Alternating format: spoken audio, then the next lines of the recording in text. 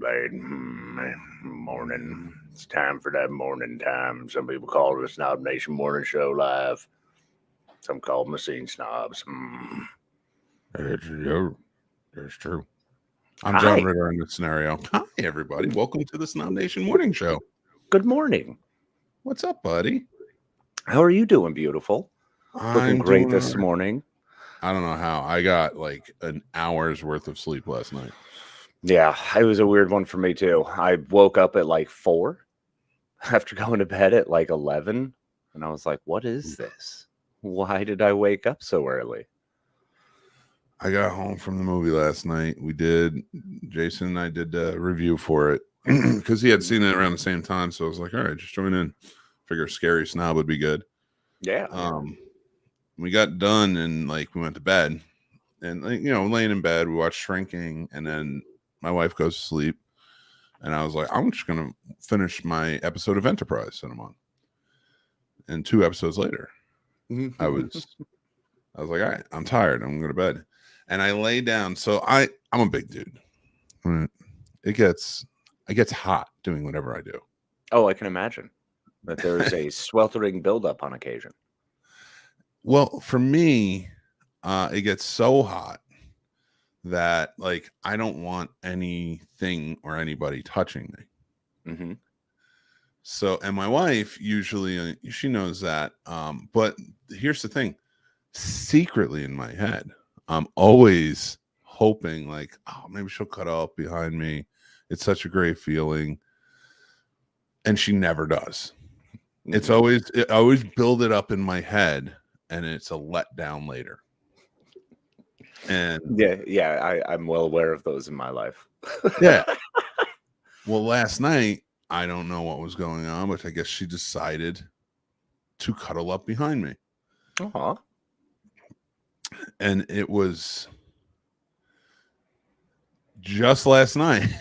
It was like the worst thing to ever happen to me. So you got your dream, you got your goal, and you hated it because it woke me up. And as soon as it woke me up, it was like, now I'm not comfortable enough to go to sleep. Because you know how when somebody's like on you and they're asleep, and you're like, I cannot move because you don't want to disrupt them. Yes. But now you may be stuck in a position that you don't want to be in.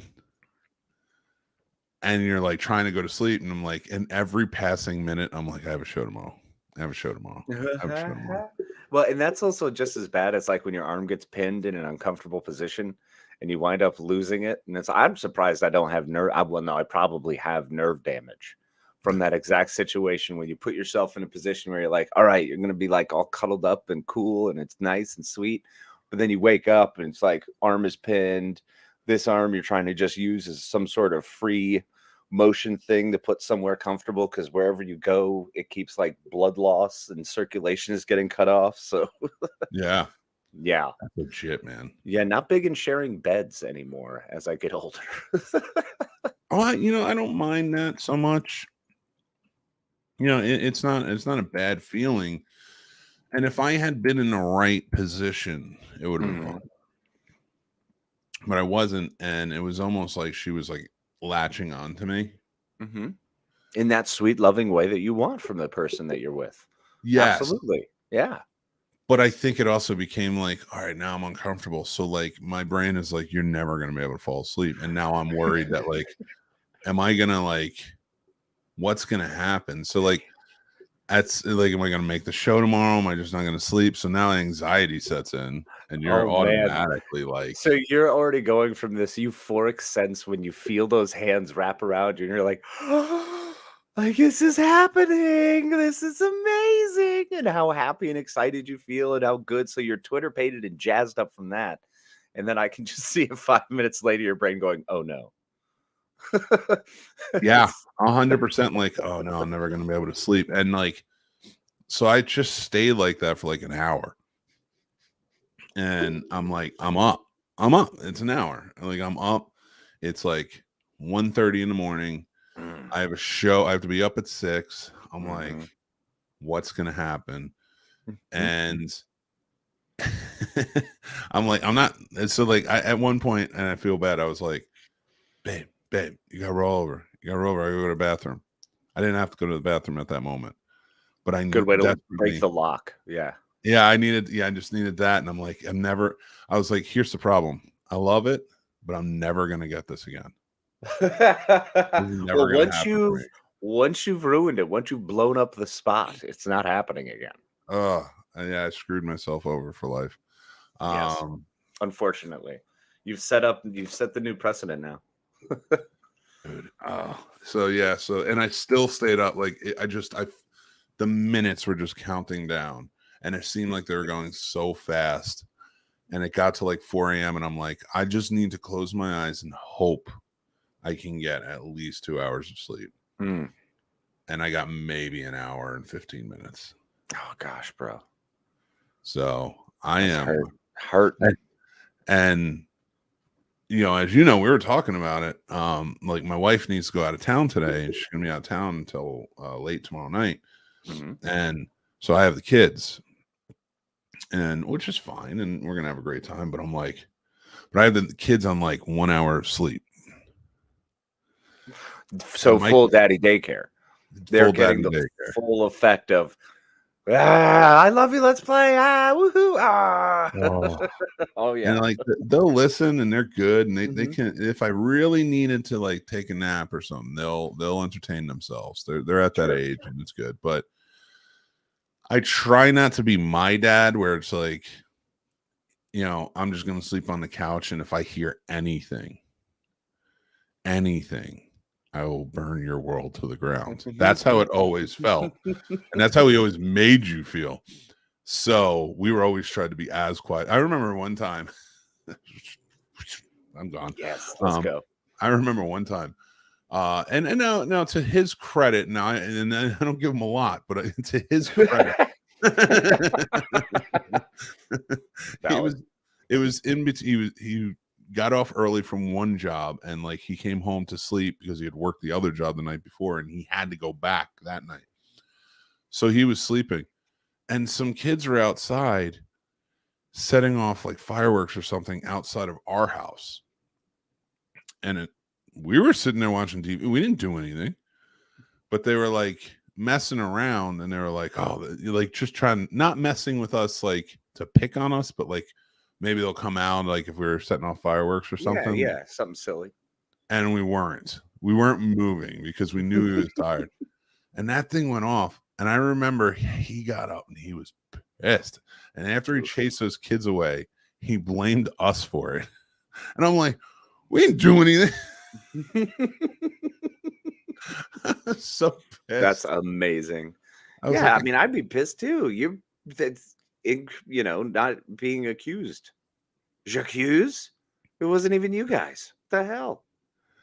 Oh my God. I don't know. I'm not that way with River at all, because I'm much more the opposite where, well, my superpower. I can just fall asleep anywhere at any moment. Yeah, dude. That is true. You never know when it might happen or when it could be. But when I'm asleep, I'm asleep. That's it. You're done. That's all there is to it. You go nowhere else. You're just like, nah, all right, I guess Dreamland is where I'm at now. Dude, I gotta tell you, it's actually kind of astonishing when I watch you fall asleep. Because it's like, how? It's like any type of situation. It's like, how did he fall asleep in it? And you're like Hicks in Aliens. Somebody wake Hicks the hell up. Yeah. I guess, oh my gosh, yes. That's exactly what I'd call it. like we could be on a plane descending and about to die, and you're just like taking a nap. So just wake Casey up, god damn it. Someone wake up Casey so we could save this plane. Because obviously in that scenario, that's the part that's missing. It's just me being awake, and then I'll save it. It's true. Sturdy's here. Sturdy! Great morning from your black friend Sturdy. Buddy. It was Mick. You should have pulled the race card like I did with my mom. Did it work? No. Was it funny? Yes. I don't. With my dad, I don't play those games because I'm probably gonna get knocked through a wall or something. Yeah. Yeah, it's better to probably just let the rampage go through. Dude, it's just it's been one of those weeks. I gave up coffee this week. Yeah, how's it going? It has its ups and downs. For sure. Absolutely. You know, you go through the withdrawal because, like, you know, I'm trying to like cut back on sugar too. Haven't been eating much candy. Good. I've added a full plate of vegetables as one meal every day. Nice, man. That's awesome. But I got to tell you, man, the things that come out of me now, it's like we're purging the body, and I definitely understand it. And I'm like, I don't like this. I like it, but I don't like it at the same time. You want to know something crazy? Yeah. You're close enough now that you're getting ready to have the Roto-Rooter effect. You're going to be having yourself one of them there colonoscopies soon enough, buddy. You want to talk about cleaning out? I did have one when I turned 38, and it was because you know, Lenny was still sick at the time, and and I was just like, you know what, I just want to get checked. Yeah, it's just one of those things I just wanted to get checked that I knew could get it. So I had gotten one, and knock on wood, it was all clear then. But you're right, I am going on 41 now. And Jesus, in 3 days, God, 41 hurts the most. Really? Yeah, 31 hurt the most too. 30 was fine. 30 was fine. I mean, it was a little introspective, but yeah.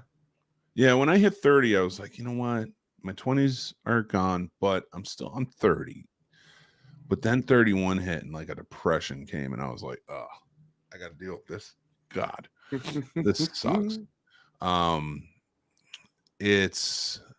now 40 was fine. Like, I was like, all right, I'll tackle this head on. It's 40, is what it is.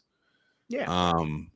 You know, I've known a lot of people who were in their 40s, and they were just lovely human beings, and they've done great things. They were all still mobile. Yeah. They were all still functioning. They had all their faculties. So 40's fine. 40's okay. So 41, no. I think it's because when you turn 40 or you turn 30 or you turn 20 or any age with the 0, you're like, okay, I'm there. Let's go. But then you turn like 41 and you're like, and now I'm in it. Yeah. You know, you could always rationale like, I'm only a year away from my 30s. Then you hit 41, you're like, I am not a year away from my 30s anymore. Now 41, man, you're getting closer to that 50, and then you're getting closer to that 60, and then it's retirement age.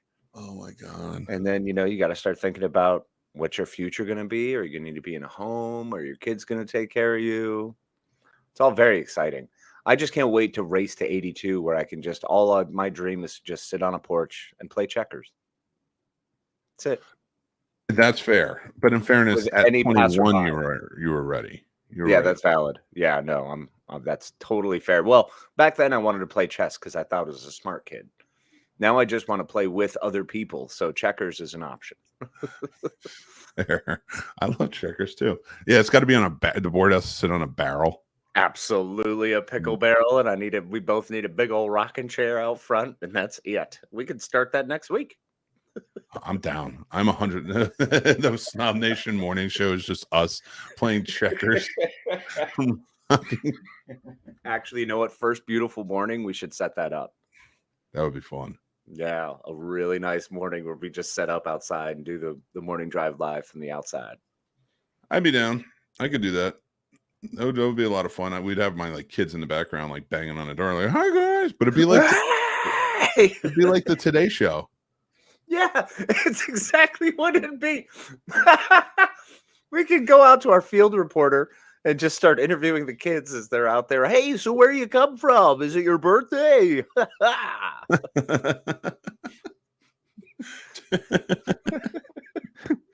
Tell me, anybody you want to say hi to, give a shout out now while you can. You need a weatherman. Yeah, I want an Al Roker. Oh my God, that would be amazing. I would absolutely adore that, to tell you the truth. Let's do it. So awesome. I'm in. I think it's great. Just be old. I have a chessboard. I can figure it out. I mean, I not figure out chess. I know chess. You go out there and we're playing checkers for hours. What's wrong with Mike? Why did he throw the board? He's still figuring out the game.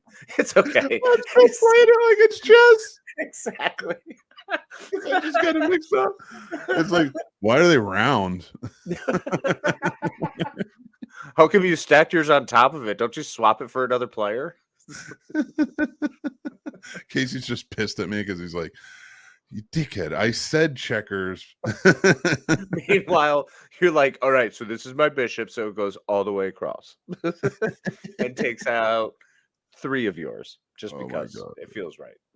I can't wait to play Mixplaining checkers. That's Mixplained checkers. There we go. Let me explain it to you. For sure. Dude, I gotta tell you though, rolling into that, like I would just knock it over and say let's play Scrabble instead. Mm-hmm. Yeah, and we should do that. We should just always have a game that always ends with you knocking it over in frustration. Well, we had that one idea of like playing games while we did a show. Mm-hmm. And I forgot. Like it would just be tough to do, like from across like this. Yeah, we'd have to be in person. Yeah, we'd have to figure it out. But we should do it during Geeked Out.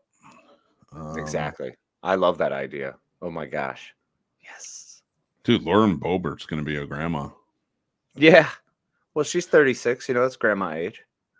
Like she's 36? Exactly. It is exactly grandma age.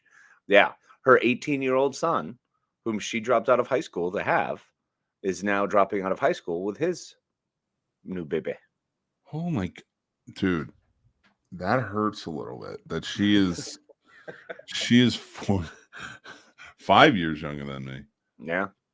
And she's going to be a grandma. And now I see what you're saying, that's how it happens, because literally old school values dictate that you should be a grandmother or grandfather by 35, 36, which is insane. Well, I mean, if you need to keep the line going as well as farmhands. Like it would make sense if you logically need to work a field or something, or like, you know, you have, I don't know, livestock that needs to be handled. Doesn't seem to make a lot of sense for someone who just, she's on her 3rd baby. You know, she was a stripper. Then she owned a bar that she purchased with her stripper money. And that's not a knock, she was guys. A stripper? Yeah. I don't know nearly enough. She's an exotic dancer. Mm-hmm. I mean, again, I'm not shaming that. I just no shame in sex work, whatever, yo. But for her bullshit and all that she says and does, yeah. Like I'm like, but you know the life. Like I know, like, why are you being such an ass? You know what I mean? Right, exactly. Well, because you know they want to be domineering and put other people down. Makes them feel good. Some people just get angry and want to be angry and feel comfortable being angry and shitty to other people. It's neat. Like they just feel that shame of, and again, not thinking that you need to feel any shame. I don't think that, but you know, like that weird, like one-sided, like this is shameful what I did and I need to atone for it. Nobody should be allowed to do it. And it's like, right. I mean, seriously though, everybody thinks about sex, dude. Yeah, that's just what it is, man. Everybody thinks about it. Most people do it. Dude, she's so into guns. Do you think she's masturbated with one? Oh, 1,000%. Yeah, I do. 1,000%. There is no way you don't. Yeah. She probably worked it into her routine. I mean, once again, all these things I would as well. I would make sure that the gun was in front of my dong as part of the holster pouch on my, you know, banana hammock. So that way it was a sex machine. Or I could be calling it double packing, where I have both the front and the back with a holster, right? Right? Yeah. Did I ever tell you I saw the piece that Tom Savini wore in From Dusk Till Dawn? No, what? He had it at a convention. I forget which convention it was. Because there was a time where I met Tom Savini almost twice a year, every year for my life. And he didn't remember me anytime. and like I believe almost that, yeah. first year. But then I met him in film school. He was at the school. He and George Romero had come to the school when I was in Full Sail. And I was talking to him, and I saw George Romero, and I was like, George, you're one of my heroes, blah, blah, blah. And you actually talked to me into coming here at, Chilla Theater Convention in whatever year, 2005, I think it was. And he goes, oh, yeah, because he actually sat me down and talked to me about I remember that. I love that story. It just changed my life. And it really did. It really changed my life for the better and led me to where I am today. So I love that man so much. But they were both at the school, and then I looked at Tom and I was like, Tom, I have met you every year, like at least twice a year for, I don't know, like 10 years. And he goes, really? And I'm like, yeah. I was like, every time we always meet, I always take a picture with you. You're always very sweet. And he goes, oh yeah, I think I remember that. I don't believe him, but I'm going to choose to believe it. I'm going to choose to believe it, but I don't believe him. You should absolutely believe to not believe him. Fair. But I tell you, every time I've met him, and we met him at Carolina Fear Fest. Awesome guy. Awesome. Every time, he has never not been a wonderful, sweet dude. Yeah, very kind man. Him and Chris Mulkey were just awesome. What rad dudes, man. I want to hang out with Chris Mulkey. Like, he's just that awesome of a guy. I mean, I just want to hang out with the dude who clearly plays the guitar around the campfire at any point, drop of a hat. That's my guy. I need that guy in my life again. We don't have as many artsy friends like that anymore. Yeah. Like most of mine are all gone, or we also have families. Yeah.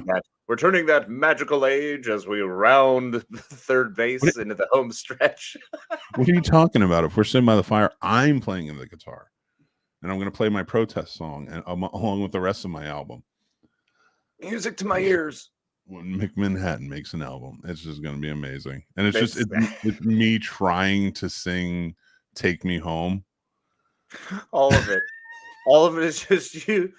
Take me home with that. No, you're in the wrong one. No, I'm talking Country Road. Oh, the John Denver song? Well, that's substantially different. I go Genesis. You went Genesis with it. I would never dare Genesis. I would never dare. Collins, bro. Oh, no, I'm not putting Genesis down. I'm saying I would never dare try and play it. We both, you send a text through and you're like, all right, tonight we're working on Take Me Home. It's like, okay. So you show up in the straight John Denver attire, which is under standard button-down shirt, probably the hat you're wearing, some blue jeans, and your acoustic guitar. Pretty rad. Be awesome. And then I show up with some sort of weird 80s glasses, a shiny metallic silver shirt, red leather pants, because of course I would, and then and a synth board, but like a keytar. Oh yeah, keytar, 100%. You gotta have that weird like Jerry, like the white man Jerry curl from the 80s with the mustache. Sort of look like they nailed it perfully in the wedding singer. Like Hall & Oates. It was like Hall & Oates, but like, remember, the perfect way to describe it to anyone who doesn't know what I'm talking about is, remember the wedding singer, the limo driver, his buddy. Mm-hmm. The way he looked was just like there was some white dude, middle-aged white dude somewhere who just thought that was the bee's knees of the look. Like, this wasn't some. There were a multitude. There were many people. That was legit a look, and I honestly have been still trying for that one. So oh my god, don't do that. I'll get there. I love when you grow your hair out and it gets real long and you start looking like Riggs from Lethal Weapon. Bro, it's almost there.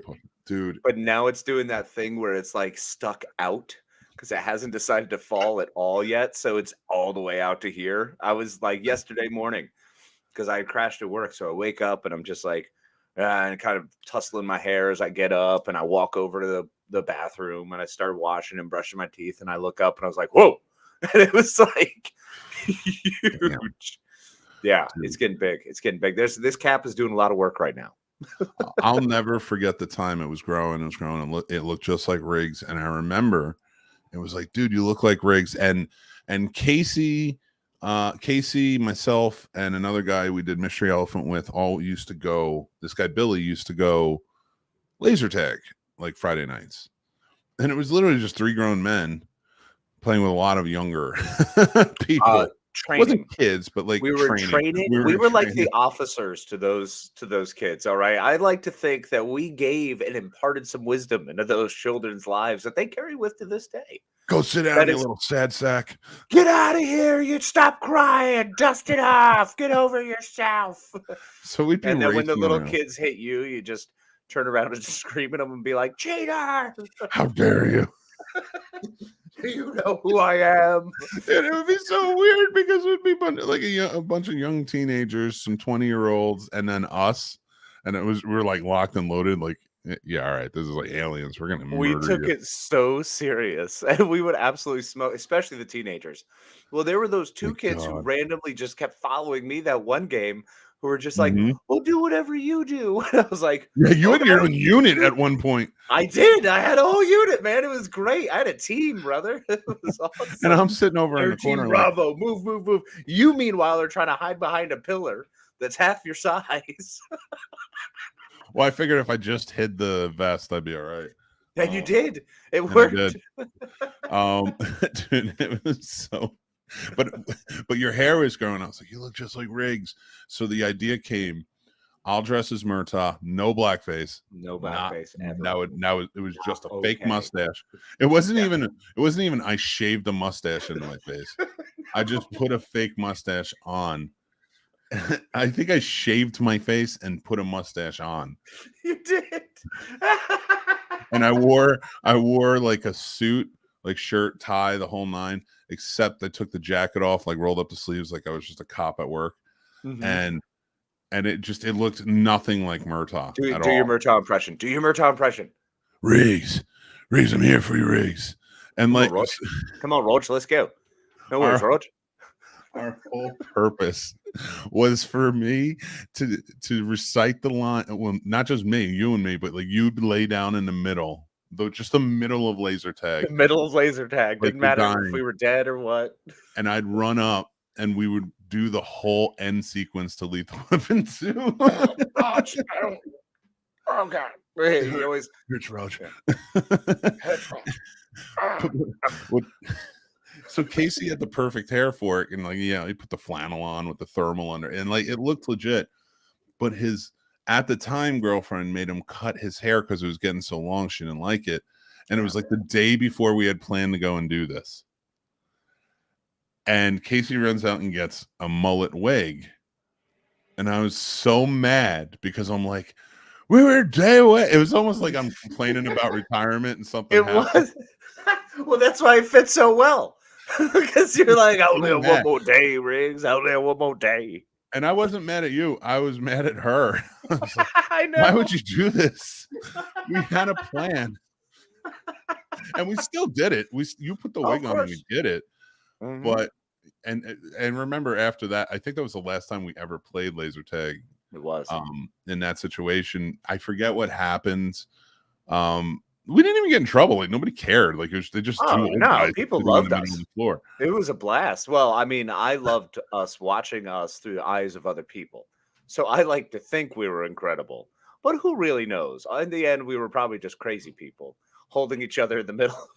Yeah.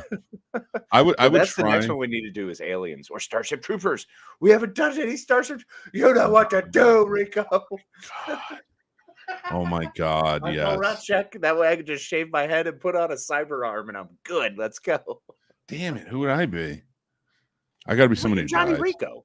I'm not Rico. You are Rico. Johnny Rico. If anyone is Johnny Rico, I'm Clancy Brown at best.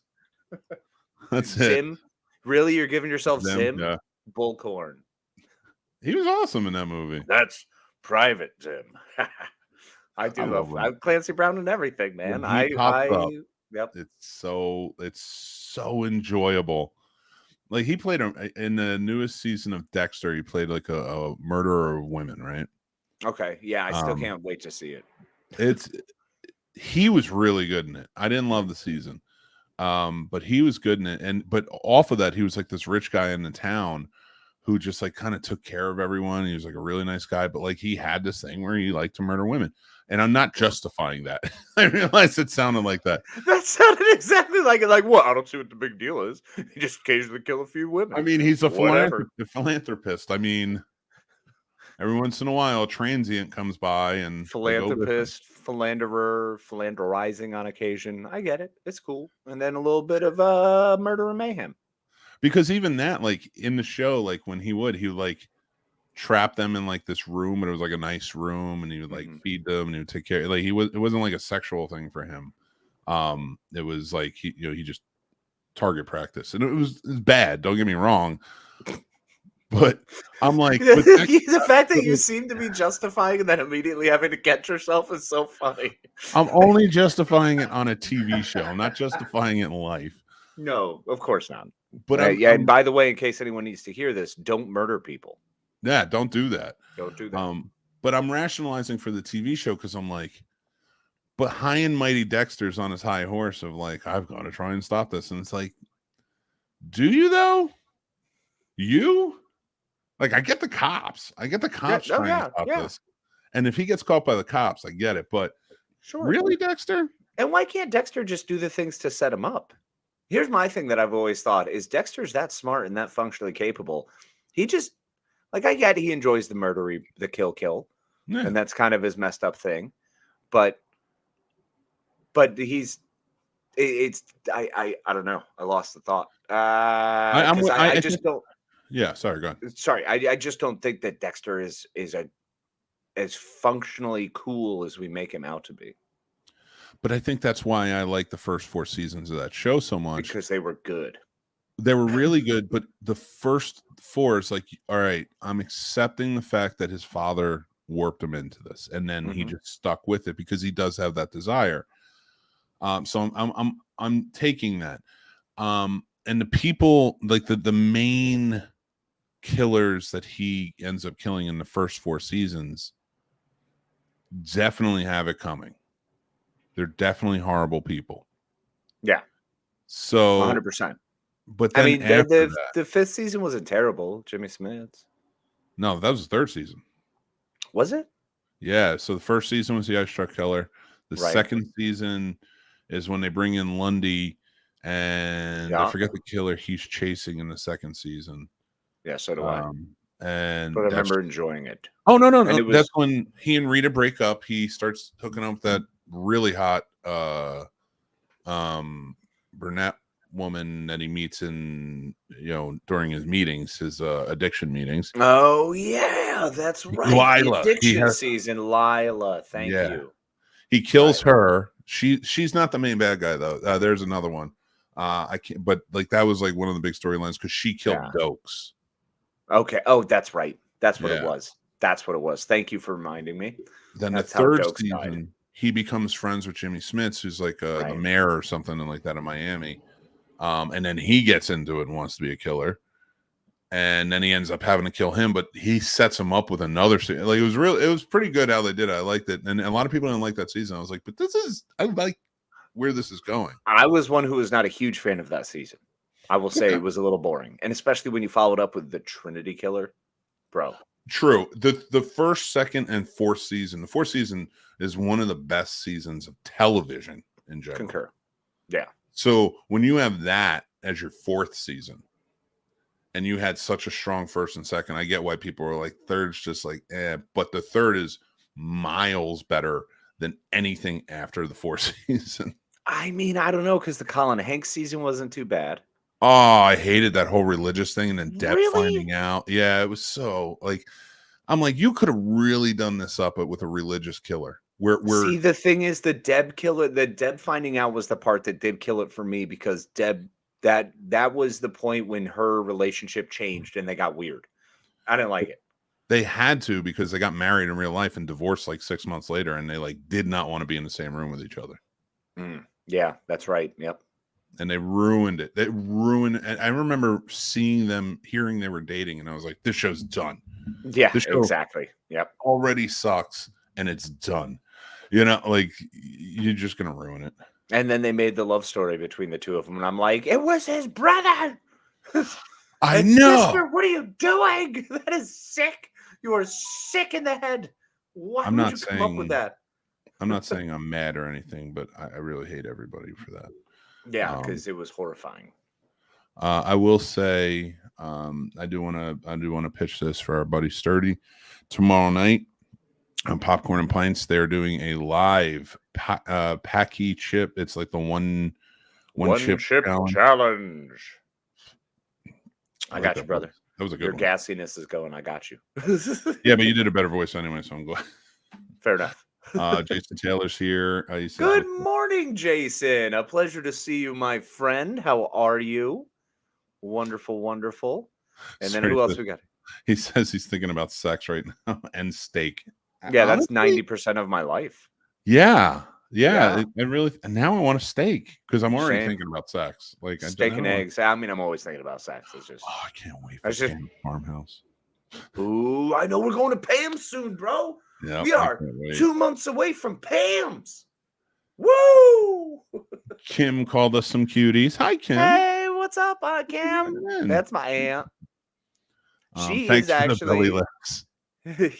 She is actually the one who used to cut my hair. I know Kim. I believe I know Kim. And now, Kim, don't feel bad or anything. Yeah, I'm pretty sure. I know she's tuned in before. 7:30 in the morning, and I don't remember anybody at the moment. Yeah, she was Dan's one here. of my. Hey, Dan, what's up, buddy? So did she cut your hair for? Did she cut the mullet out? I'll be honest. Yeah. One of the last times I got my hair cut. Not that one. Not the one for the. Not the one we were talking about. That was not the one. Let's go back. God damn it, Kim. You did this. No, she usually helps me like try to be mildly pretty. Oh God, stop. Like, when are you going to figure out in your life that there are women that find you attractive? Like, it actually happens. Like, yeah, but they're usually drunk. No, they're not. Like, they're not at all. Like, we've been out together. I don't drink. So, like, we've been out together and I've seen it. I've seen sober women be like, ooh, he's attractive. And like, you're just like, he must be talking about you. And it's just like, they're not. Look at you. How could they not be? I'm not. Beautiful eyes. First of all, you're making me self-conscious because I wasn't talking about myself in that sense. I was like trying to alleviate you thinking about yourself in that sense. Oh God.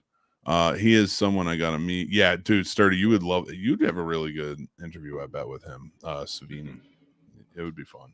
Yeah, he's an incredible conversationalist and he's got a lot to say about a lot of stuff. Just, definitely not the morning. There is something great about seeing everybody in the morning when we're, going out to grab breakfast and just seeing all of us like, it's like, oh, we all do this. There's no one who's immune from that. We're all doing it. And then Chris Mulkey walks in and he's like, bright-eyed, bushy-tailed, and he's like, "What's up, guys?" And the year before that, we have Nick Stahl coming out of the gym as I'm like dragging my tail to try to go get my first cup of coffee, and he's just like, great walking shape, out all amazing, just crushing it. I'm like, him, man. Yeah, I know, dope. Nice guy too. Real nice guy. But that's more inspiring. I need to be more working and yoga. Do yoga, folks. We're old now. Yeah, I got to do it. My wife and I have been talking about doing yoga. Murder is bad. It's true. What's up, Dale? Dale, what's up, buddy? They're still talking about Die Hard. I had to let the dog out. We were never talking about Die Hard. Lethal Weapon. You God damn. Sick man. No wonder you like Scream 6 as much as you did. Did you see it? I saw it last night. I'm going to get through the comments and then I'm going to talk about it because I'm not going to give anything away, of course. No. We'll watch our interview, our review of it. But exactly. He said apparently not. The hell with you, Dan? We're talking about Dexter. Well, I like that Dale even said I think because we're not sure sometimes. We could be on anything. Listen, you signed up for pop culture and geek stuff, and we're talking about it. Nice to be able to tune in. I have my board meeting at 9:30, but other than that, JFS today. I love it. Yeah, buddy. I hope your board meeting is not anywhere you have to physically go and put pants on. Good luck to you, Dan. I hope so too. Oh no, he did. We got 5 inches of snow last night. Oh, that's smaller than me. Hey, it's still average. I wasn't Right? talking I'm about, just I wasn't saying. talking about that part. It's still average. I enjoyed the banks. What banks? Like just in general? Stealing money from banks, going to banks, visiting Taking money? banks, just going to an ATM, like a mini bank. Oh, the Hanks season. Oh, the Hanks. Oh, Oh, I enjoyed the Hanks season. Well, you're the only one. And Casey. yeah, there's 2 of us. That's why we're pals. The blue one stared. Yeah, the blue one. I forgot. I'm a busy man. What is happening? I don't know, but I think it's better if we don't ask because I think they're talking about taking pills. They want to get you want to join that SnobNation? You got to take the blue pill. Yeah, you do, and have an erection for less than 4 hours. Because other than that, you need to make sure to go to the hospital. Dude, I would never even try at this or point. just keep going. Dude, I'm having a weird sexual revolution in my body. Did I make you spit up? No, I saved it. Wow. It didn't sound like it. Wow. Dude. Oh, that kind of hurt a minute. I just need a minute because I'm right, sorry. take your time, What's dude. the sexual revolution in your body? Because understand when you say revolution, I'm thinking of young people in France who are gearing up and singing against the power and ready to fight for their rights. It's just a bunch of young French people saying, we got to fuck them to make them feel good. Just oddly running at you with baguettes. I don't understand what that's about, but good luck. We know you'll get hungry during this. Here's some wine and baguettes. Cheese? No, not until later. That'll make it too gassy. Oh my god. No, it's the one chip challenge. The boot chip is supposedly hotter than the original. I've done both. They're both super spicy, but the blue one did feel hotter. Could have been a placebo. We did that challenge on when we had that show Behind the Box. Yep. In the BTB show. One of the old hosts had done it, and he was all about, he did 4 of them that night. Mm-hmm. And we had a point where it was like every time we said a certain phrase, he would take another one throughout the hour of the show. Mm-hmm. It did not go well for him. No, I can only imagine it did not. But I think he got 4, hoping like the 4 of us would do it. And it was like, oh no, you're going to do all 4. No, it's all you now. Thank you. Congratulations. I do that, I'm going to have a heart attack. Like, hey, listen, it's your idea. You want to do it? Go ahead. I mean, the one chip challenge is one I've seen people struggle through. I really enjoy just getting the regular bags of Pocky chips. They're delicious. Yeah, I can't do it. I can't do that spice anymore. They tear up my throat. My acid reflux goes. I'm 40. I'm going to be 41, dude. Those are all features, bro. That's what happens. That's how you do it when you reach this age. That's the beauty of it. Like, I want something super spicy. Well, get ready to hack. Get ready for extreme mucus buildup. Prepare yourself for a tummy that will not feel comfortable for at least 8 hours. Why I don't screw around. I feel like I am a 1970s 40. Like there's been like, I'm done. I'm like, that's it. Like, I'm not gonna make, and it's not like I'm not like new age 40 where No. or like 50-year-olds look like they're younger than me. Mm-hmm. I am like our parents' age 40, because it's like there's a wall you hit. That's why they call it over the hill at 40 back then. Yeah. Now for so many people, 40 is the new 20, bro. Yeah, it's like a new lease on life. Yeah. Not for me. Not for me. I don't have a new lease on life. I'm just done. I've reached the end. Well, I mean, you still have a long time to go. Your babies are babies. You want to live a long time for them, so you can be a grandfather. So don't be done, brother. Keep going. Dude, Dan, ignoring pain is never the answer. I'll tell you that right now. I've just accepted it. Pain don't hurt. It exists. Pain don't hurt. You got to enjoy it. You got to feel it. You got to like it. Yeah, Jason. Yeah, you're all older than me. Dude, it's just one of those things where, like, as I get older, I'm like, Yeah, I made some poor choices. Physically. Like, I feel like I made some I get it. I regret nothing in my life, theoretically. Yeah. But physically, I do have a lot of regrets. Because I did have abs at one point. Yes, you did. I was so in shape, it hurt people's eyes. And yet, Actually, your golden Adonis body made it difficult for people to interact with you. And I think that's why you went so hard the other way, so you could be lovable. yeah, I did. Well, you know what? I was better at. It's so weird. I was better. I don't want to say getting girls. It wasn't like that. Like, I wasn't like a big player or anything, but like it was easier for me to woo, I guess. There you go. To nice. woo the opposite sex larger than I was when I was like in really good shape. Nice. Like, even as a firefighter, I'm like, I might have been a beard. I didn't have a beard. It's not the beard. That's a huge part of it. As someone who is completely incapable of growing facial hair,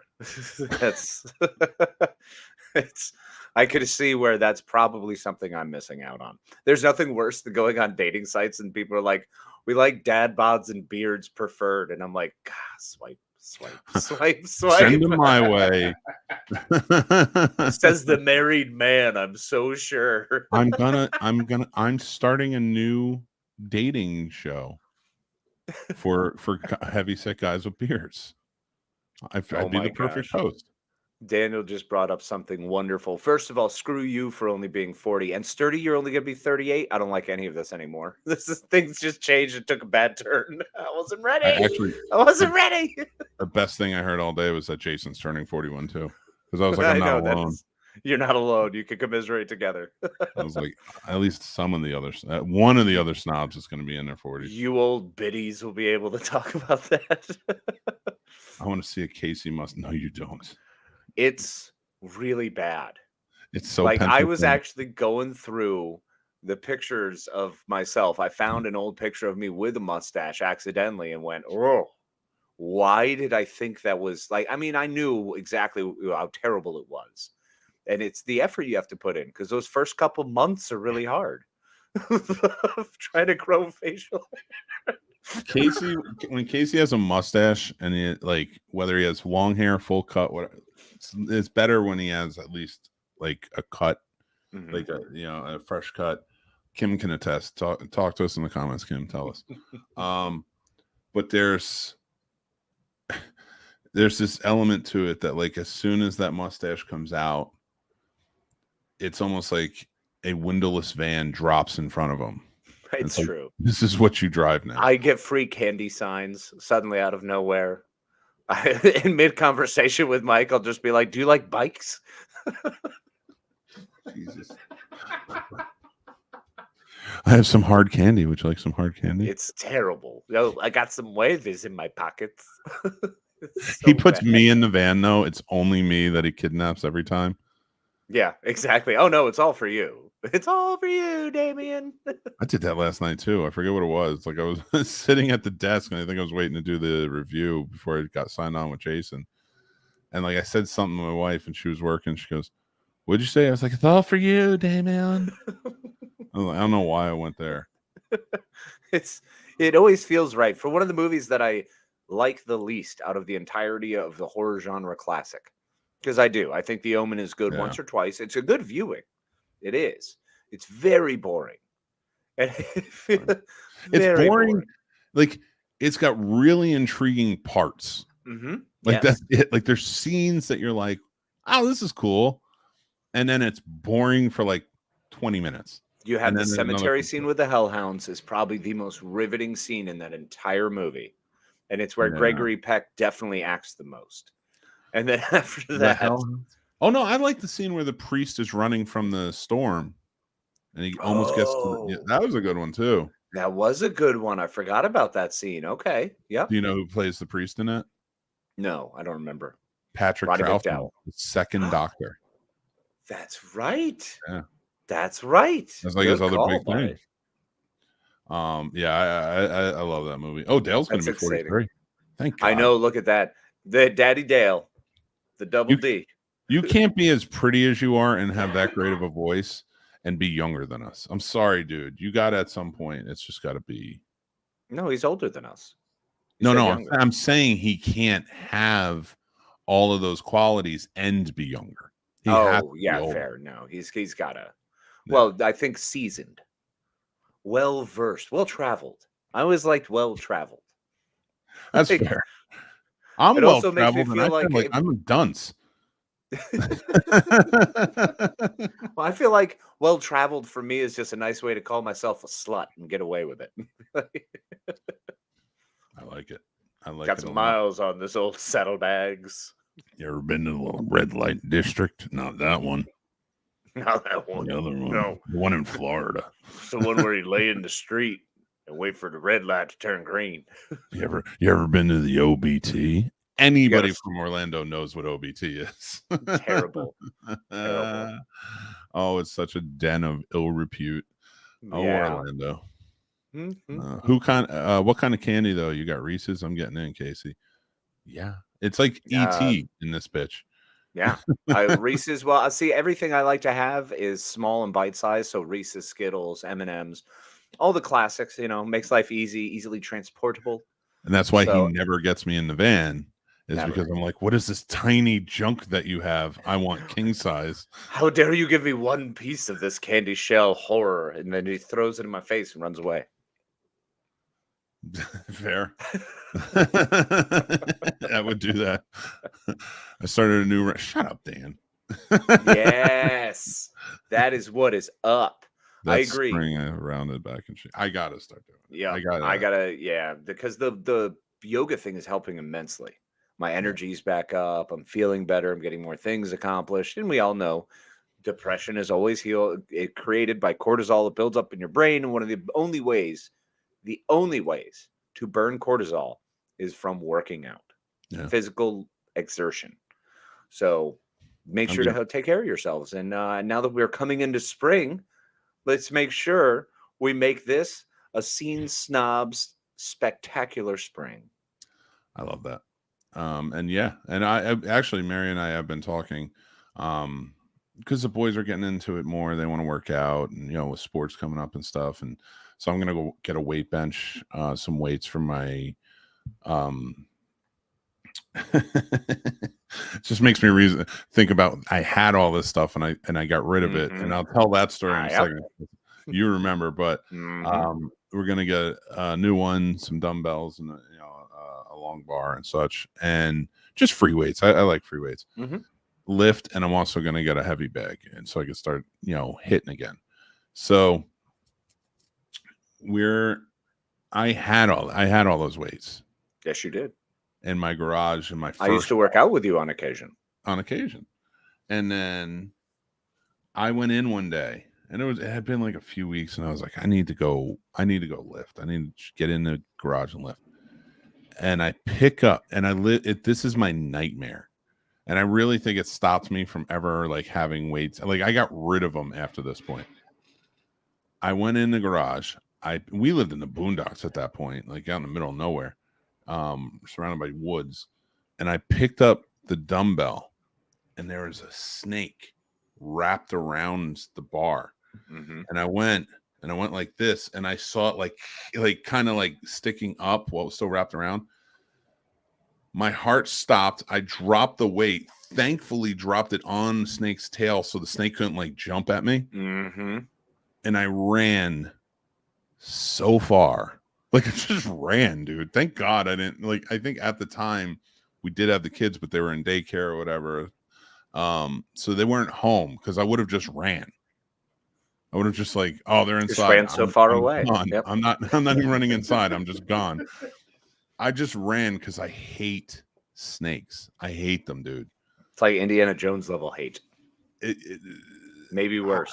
No, because he handled them way better than I did. In fact, when in the fourth one, which nobody ever wants to talk about, when they throw the snake to him, they're like, grab the snake to pull it out, and he's like, call it a rope. I can't do it.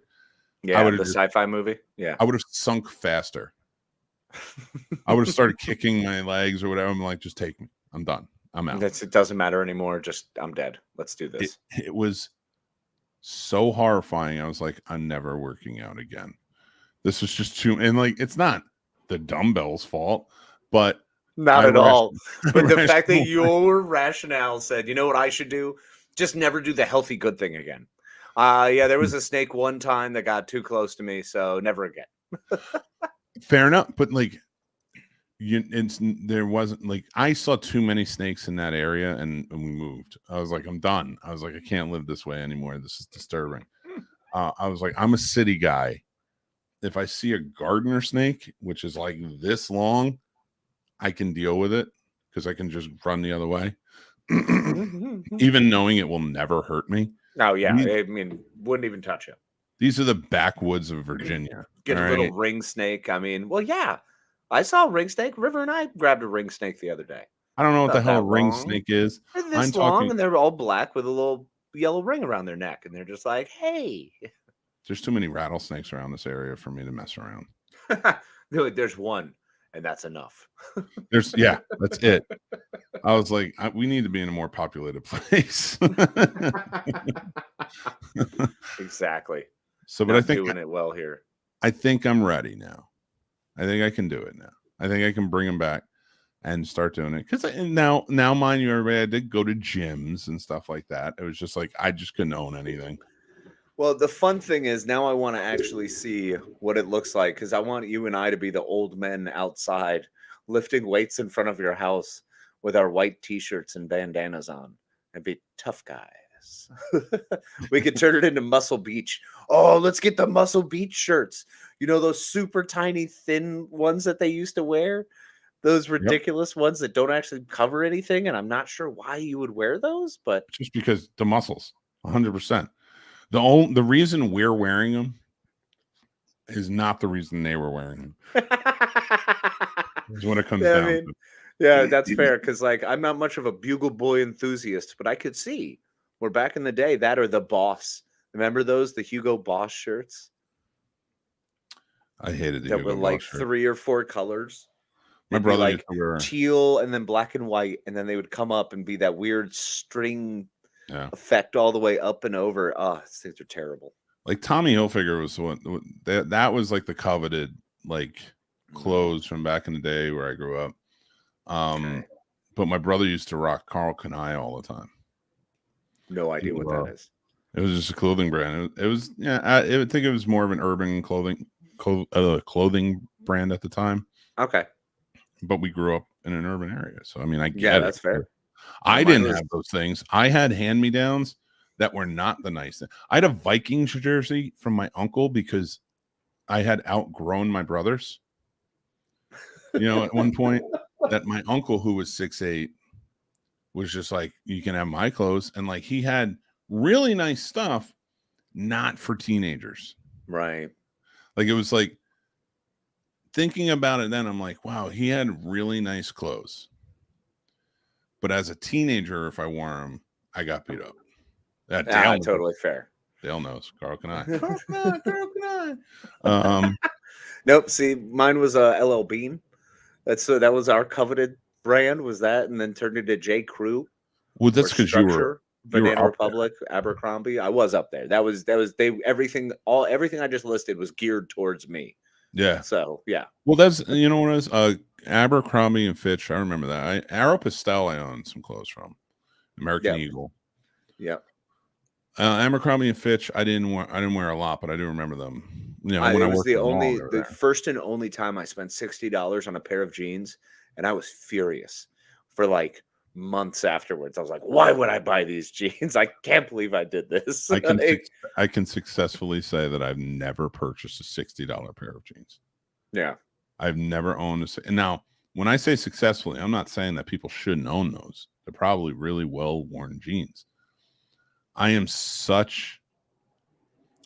stubborn when it comes to money that I rationale everything. And I am the one, like, especially now, like a wife and kids who have tastes. They have tastes, Casey, and they exceed the limit that my tastes do by a lot.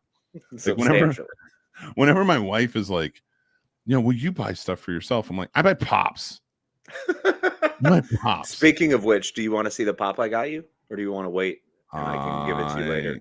I kind of want to see it. We should probably do the reveal now you brought it up, right? Okay. Yeah. All right. Take control for 2 minutes, just around the corner.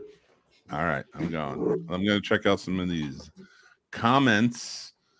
First of all, Sturdy, I would like to say to you that I got to find it first so I can pull it up so everybody can see it. How dare you, Sturdy? You don't like the Indiana Jones movies? I love you and I kind of hate you a little. Good. I'm glad we got to the Indiana Jones thing. I don't understand that because it's an adventure story. It's so well, and also, I mean, archaeology, you get history in there. So, I mean, I'm screwed anyway because I'm such a nerd. So, and LL Bean is actually, I've circled back on LL Bean. It was the one that was like, oh, that's old people clothes. Nobody likes that. Now I'm like, hey, do you guys want to go to the Bass outlet? Would you be interested in maybe checking out LL Bean's outlet? all of Casey's bullies and the 3 people in his town are just looking at him like, wish camouflage, punk. And then so true. It was all camo. And then Casey's like wearing normal clothes, and like everybody's just like, "Where's your camouflage? We can see you." That's how people got robbed in his town. They didn't wear camouflage, and they knew. That was it. They knew. Everyone was aware. All 17. It's like you had to wear camouflage in like the more of the farmer area. And then, like, when you were like, all right, I got to go to Hartford for the day, you pulled out the one pair of, like, pink Docker shorts. Oh, of course. To look like all the lawyers' sons. You mean the one pair of salmon, not the one pair of light red. Because you have to make sure you have separate types of colors for different things. I had a pair of sky blue ones. I had seersucker everything at one point. I had a seersucker shirt, a seersucker jacket, a seersucker set of shorts, and a seersucker set of pants. Buddy, I was ready to be sipping like lemonade down in Georgia, talking about some sort of crazy law that just got passed. Like, dude, I was ready for that in life. My favorite thing is like when we were road tripping that time to Connecticut, and you're like, we're going to my land, and we get there. And we get to Hartford, and we're going to we're going with the motorcycle club to throughout the bars and stuff that first night. And we had made fun of you the whole time of people from Connecticut. And you were like, it's not like that. That's not where I'm from, blah, blah, blah, the whole thing. And we got it. And we knew it was getting to you. But then we were at that street fair. Mm-hmm. And 10 to 15 young college guys dressed exactly the way we were making fun of you walked past us, and we looked at you like you were never allowed to say anything again. Like that dude, they were all dressed identically, and fine, I'll call them salmon for you. Thank you.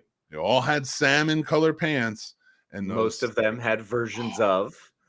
There was none a of them lot had of khaki.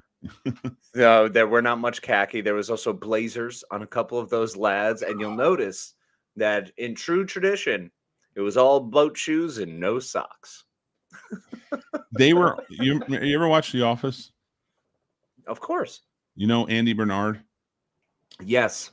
He is the quintessential Connecticutian. That man is a Quinnipiac grad if I've ever seen one. I actually had a friend from high school who went to Quinnipiac. Really? Yes, that's how I know the name. Yeah, I went to Quinnipiac a couple times when I was helping create the Housatonic Youth Discrimination Reduction Alliance. Yeah, I completely forgot I did that in school. But yeah, I started like a program called Hydra.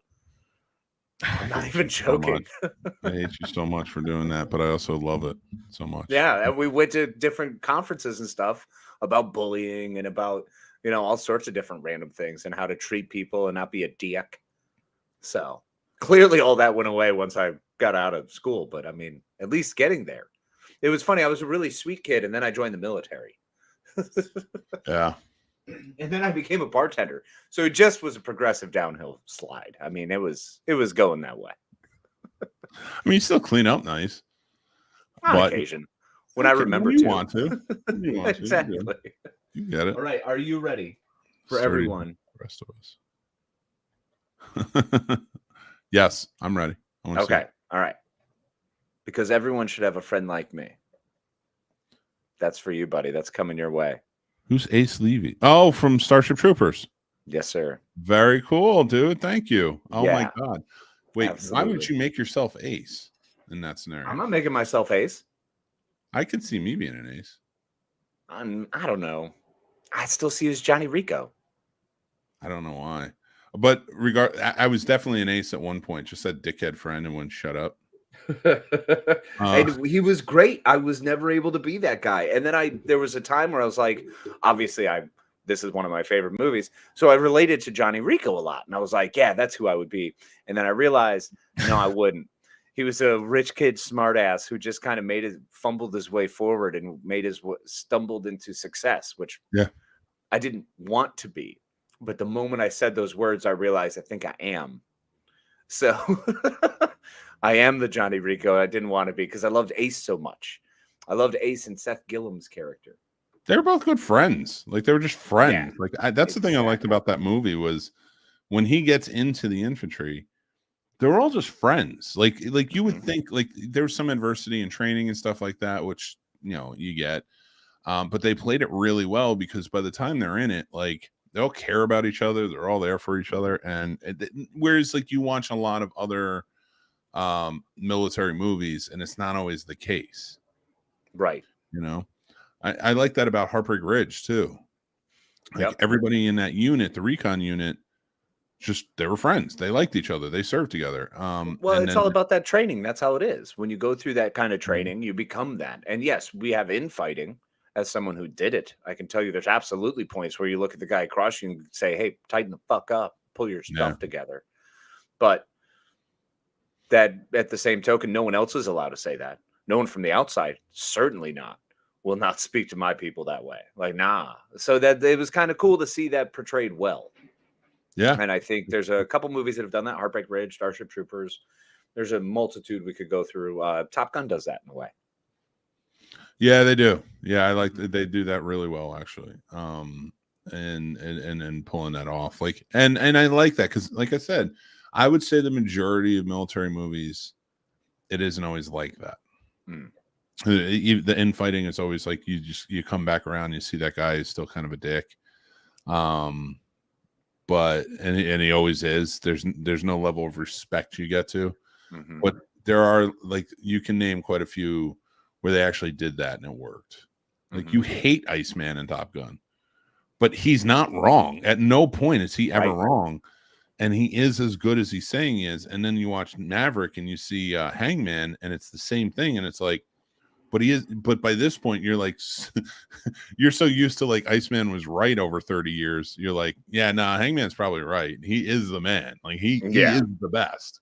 He is 100%. I believe that all the way. And there's a lot of mentality that has to go behind that. And who doesn't love Glenn Campbell, by the way? Crushing it. There's Glenn Powell. Glenn Powell. Sorry. Glenn Campbell's the one who wrote it. He didn't run a jet. Country singer. Into the store trunk.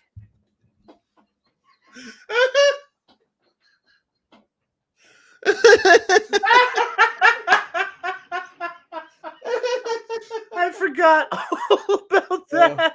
Oh my god, that was so good. Oh, I mean, he was playing Top Gun in his head while he was doing it. Highway to the Danger Zone was definitely on. That's wonderful. But watching Maverick again, and Dan brings up a good point. Iceman is Captain Picard. Maverick is Kirk. Actually, I would compare Iceman more to Cisco. Yeah, I'll agree with that. He'll wear you down, make you make a mistake, and then crush you. Because Picard wouldn't do that. Picard would find the answer and then either decide, hey, you can either do this thing really smart or I hurt you. And I would even change up Maverick. I would say he's not. I would say Maverick is more Picard. And the reason I say this is older Maverick, maybe, but I don't know about young Maverick. Let's hear it. Hear me out. So Maverick pushes the envelope. Yes. He has an adventurous spirit. And for the most part, if you think about it, he does handle things with a sense of diplomacy and how he does it. Because he's a good talker. I mean, radical diplomacy, sure. And yes, he does. There are definitely moments where he is captain of a starship and he talks his way through things. Sure. But also think about it. There's no real fighting in Top Gun till the end. They're like it's all training. Like, and not saying, so like there's no real fighting till the end. And by that point, Maverick's not even in charge. Like he comes in and he's the man. Maverick is the best at what he does. That's why I'm comparing him to Picard. Picard's the best at what he does, but sometimes Picard goes against the grain. Yeah. Sisko goes against the grain, but within the realm. Like he skirts those lines. Yeah, he's finding the new lines in a lot of times. Well, I mean, and also because he is really essentially, for that generation, the first war captain. Yeah. They didn't have a war since before 150 years ago. Yeah. Exactly. So like he is the first one. So like everything he's doing is within the lines of what he knows about war, and that's how he's handling it. And that's where I can see Iceman more like him, whereas the adventurer, the explorer, Picard more fits in the realm of and that camaraderie of of like dealing with people more fits that. Like now Kirk works, but as reckless as you might say, not Iceman, Maverick is. As reckless as you might say Maverick is, he's still within the lines, and everything he does, every maneuver is still right. Like he didn't kill Goose. A malfunction did. Yeah, I think he's more like Archer. I could see him being a young Archer. I like that. I could see him being much more of the Archer. You just don't want to compare him to Kirk. I get it. Yeah. No, well, okay. I mean, Archer Iceman is probably more of the. I like the idea of the Sisko. I think the Sisko is a good call on that one because he's definitely going to shoot. He's definitely going to wear you down. He's definitely going to win, and you're probably not going to realize that you lost until it's too late. So I also think I look at it from the point of view of like, let's say Starfleet is the Navy, which essentially is what it is, right? I mean, yeah, more or less. Iceman, Star Navy. Iceman is a Navy man who's a pilot. Maverick is a pilot who happens to be in the Navy. Yeah, that's fair. And that's why I see like Archer is a Navy man. I feel like Archer's a pilot. I disagree. He knows how to pilot, but if you see, and we're going to get into this when we talk about it, like, because I have a lot to say on it, but like, I think Archer is a better leader in the sense that like he wants to surround himself with the best people for the jobs that need to get done. Whereas Picard tries to make sure he chose the right people who will still kind of follow his lead. Okay. Which I don't think is a bad thing. It's just two different styles. That's not. I'm not putting anyone down.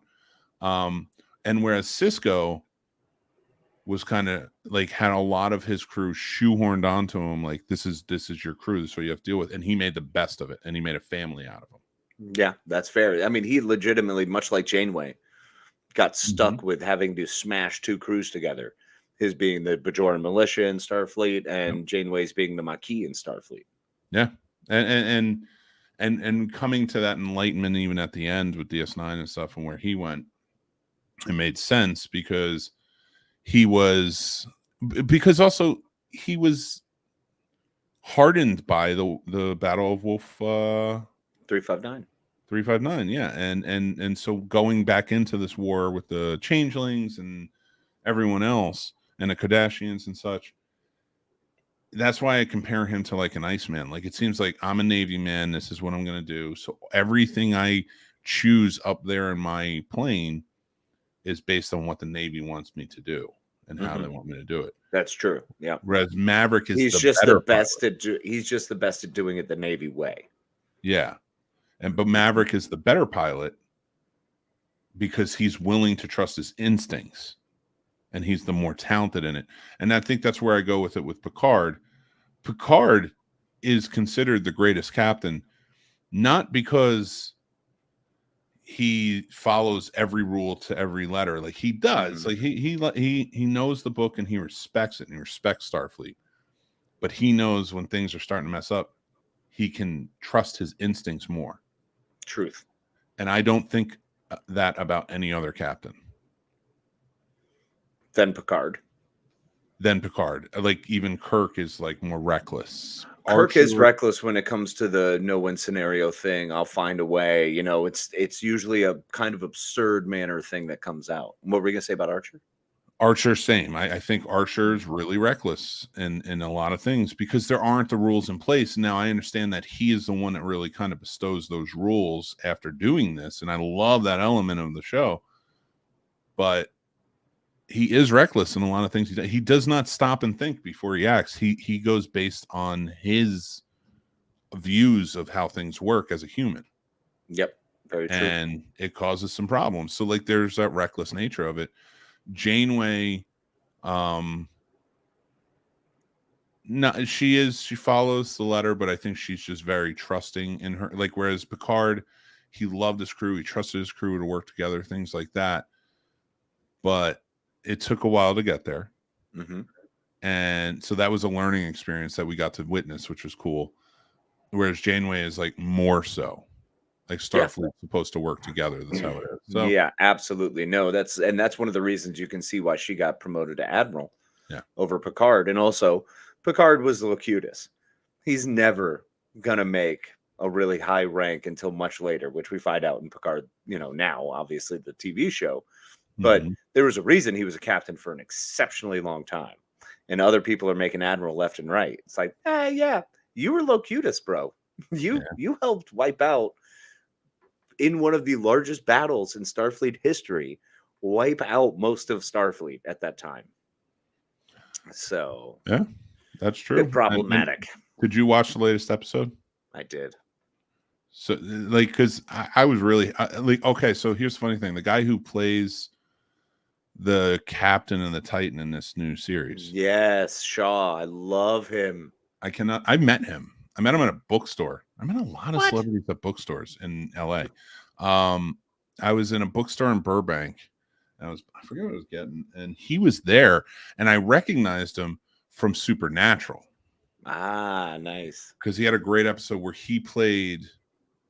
So it was a black and white episode, very Universal Monster, where they're hunting in like this small like Pennsylvania town that's like old Germany style, like when you enter it, and it's like Oktoberfest. Tudor, yeah. Like somebody said, "Oh, we got attacked by Frankenstein," and then like the next thing is we got attacked by a wolf man, and then he's dressed as Dracula, and so like that actor is dressed like Dracula, and he's a shapeshifter that likes the old movies, so he's like getting into it and stuff, and they got to stop him because he's killing people. So I saw him in the store, and I'm like, "Oh my god, dude, I love your episode of Supernatural." Really nice dude, very nice guy. Todd Stashwick. It's Todd Stashwick. That makes sense. Todd sounds familiar. I think he introduced himself to me, but like, and so I didn't talk to him for very long, but like I was like, that was a really good episode, man. I really like what you did with it. It was a lot of fun, and you know, he talked about it, and I had seen him in other stuff too because he shows up on everything. Oh yeah, he does. Major jobber. He's great. Yeah. And so he, you know, I talked to him a little bit, and so when I saw him show up in Picard and he had the white beard, I'm like, oh man, years have passed because I have white in my beard too. And it was good to see him, and then he's kind of a dick on the show. And I'm like, what are they getting? Why is he? It's like he's just a dick to be a dick. Like he doesn't like these guys for some reason, and they're not telling us. And then this episode happened. I'm not giving anything away, but this episode happened. You find out why. Oh boy, that added such a great element to Wolf 359. It did, and it made it way more powerful, way more impactful, as impactful as Cisco's story of 359. Everybody in Starfleet was affected by that, and especially at this point in Picard, where you have, you know, Locutus literally wandering around next to you, and he's an admiral now. So they played that really well, and I really like what he did with that character, especially that they left that reveal, that they didn't make it a thing, and that if you kind of see clearly that if things had gone according to plan, he never would have brought it up to him. He would have just been happy to say, whatever, continue on your happy mission. No problem. See you later. But instead, Picard has to do all the Picard things because now Picard's getting all out there. He's becoming the rebel cowboy now in this season, which is wild to watch. And I love seeing Riker be the strong voice of reason. Like, Riker is being hardcore captain, and it is wonderful because you get to see all of these years that you missed since he's been retired and out of Starfleet. So for him to be back and for you to see what kind of a captain he was, more or less, versus say Lower Decks, where he's like, give me warp in the factor of 5, 6, 7, 8. Like, I love that so much. It makes me so happy. I do. I love how much he gets into it. And one thing I liked about this with this new season, and you know this, I'm not shining any light on you, and anybody who really likes, Next Gen would know this too, is that Picard is acting in a way where he did when he was a cadet. Yeah.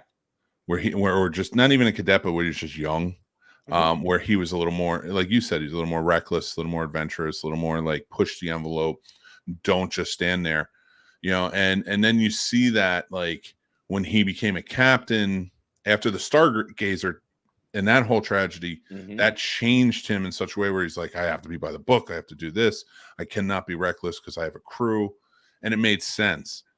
And now he's old enough to realize, like, I've always done it by the book. Starfleet doesn't even always do it by the book. Now I'm going to step in and just, I gotta be an amalgamation of both. Yep. And I really like how they're playing that off. Well, I think we're also getting a lot of he's at that age now where you start to hearken back to the 20-year-old thoughts. When you want to go back to those days. And he got stabbed by a freaking Nausicaan in a bar fight. In the heart. Right? In the heart. In the heart. In the heart. He doesn't even ever. He had a synthetic heart before he became synthetic. Truth. I still love that episode when he's wearing the blue because he's a science officer. Yep. And the Riker's just kind of like, why are you here, dude? Q gives him the chance to actually like come back and try it over again, and he winds up doing what he thought might have worked, but then becomes a timid, scared dude who would never be the captain he is. It's great. Well, I can't hear Cisco's name without thinking of the thong song "Enter the Dragon." What the song he did with DMX? Oh yeah, man! And then, well, there you go with DMX. What happened? Got to start remembering the old "Bullet to the Grave," "Cradle to the Grave." That's the one I always think of. Was that a Steven Seagal movie? No, he did Exit Wounds. Exit Wounds was that one. Yeah, I will never watch another Steven Seagal movie after what, not that I was really a big fan anyway, but now that he's one of Russia's Men of the Year, I'm good. I will watch all of the Steven Seagal movies. Yeah. Because for free without giving anyone money. Why not? That was Cradle to the Grave was one he did with Jet. One of the two that he did with Jet Li. The other one was Romeo Must Die. Oh, okay, gotcha. See, Cradle to the Grave, I dug. I don't remember any of them, honestly. Romeo Must Die was really good. Remember Half Past Dead with Ja Rule and Steven Seagal? No. Oh my God, you don't remember that movie? No. It takes place in a prison. Oh my gosh. Morris Chestnut's the bad guy of that one. Really? I love him. He's great. They go to Morris Chestnut's awesome. Not a very fast runner though. Oh man, my boys in the hood fans. Oh dang! All right, that was down slow. At the end, running away. That synapse was moving at the speed of smell, but I got you. George C3's here. What's up, man? Dan sticking by his Picard is by the book. Kirk is as cowboy. There's a lot more layers to Picard. That's why I just wouldn't put him there, but I get it. And I can't see Cisco and not think, what's it going to be, Danny? What's it going to be? What's it going to be, Danny? What's it going to be? Ricky. Yep. See, we got a voice in here. Yep.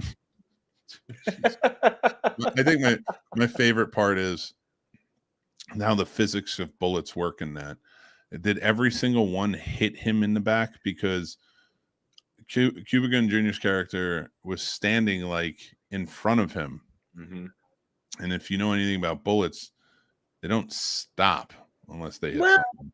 interestingly enough, some of those 9 mils being the smaller round and the more common round used by most people who are, engaging in gang activity.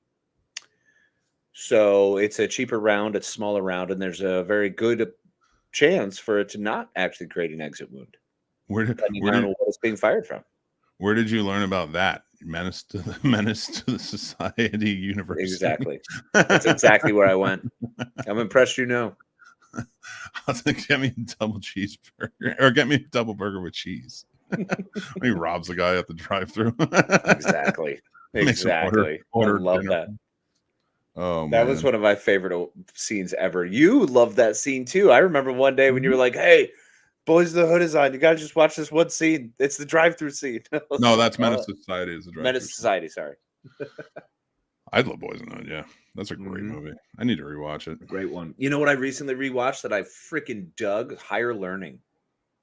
That was a good one. That's a heavy one though. Yeah.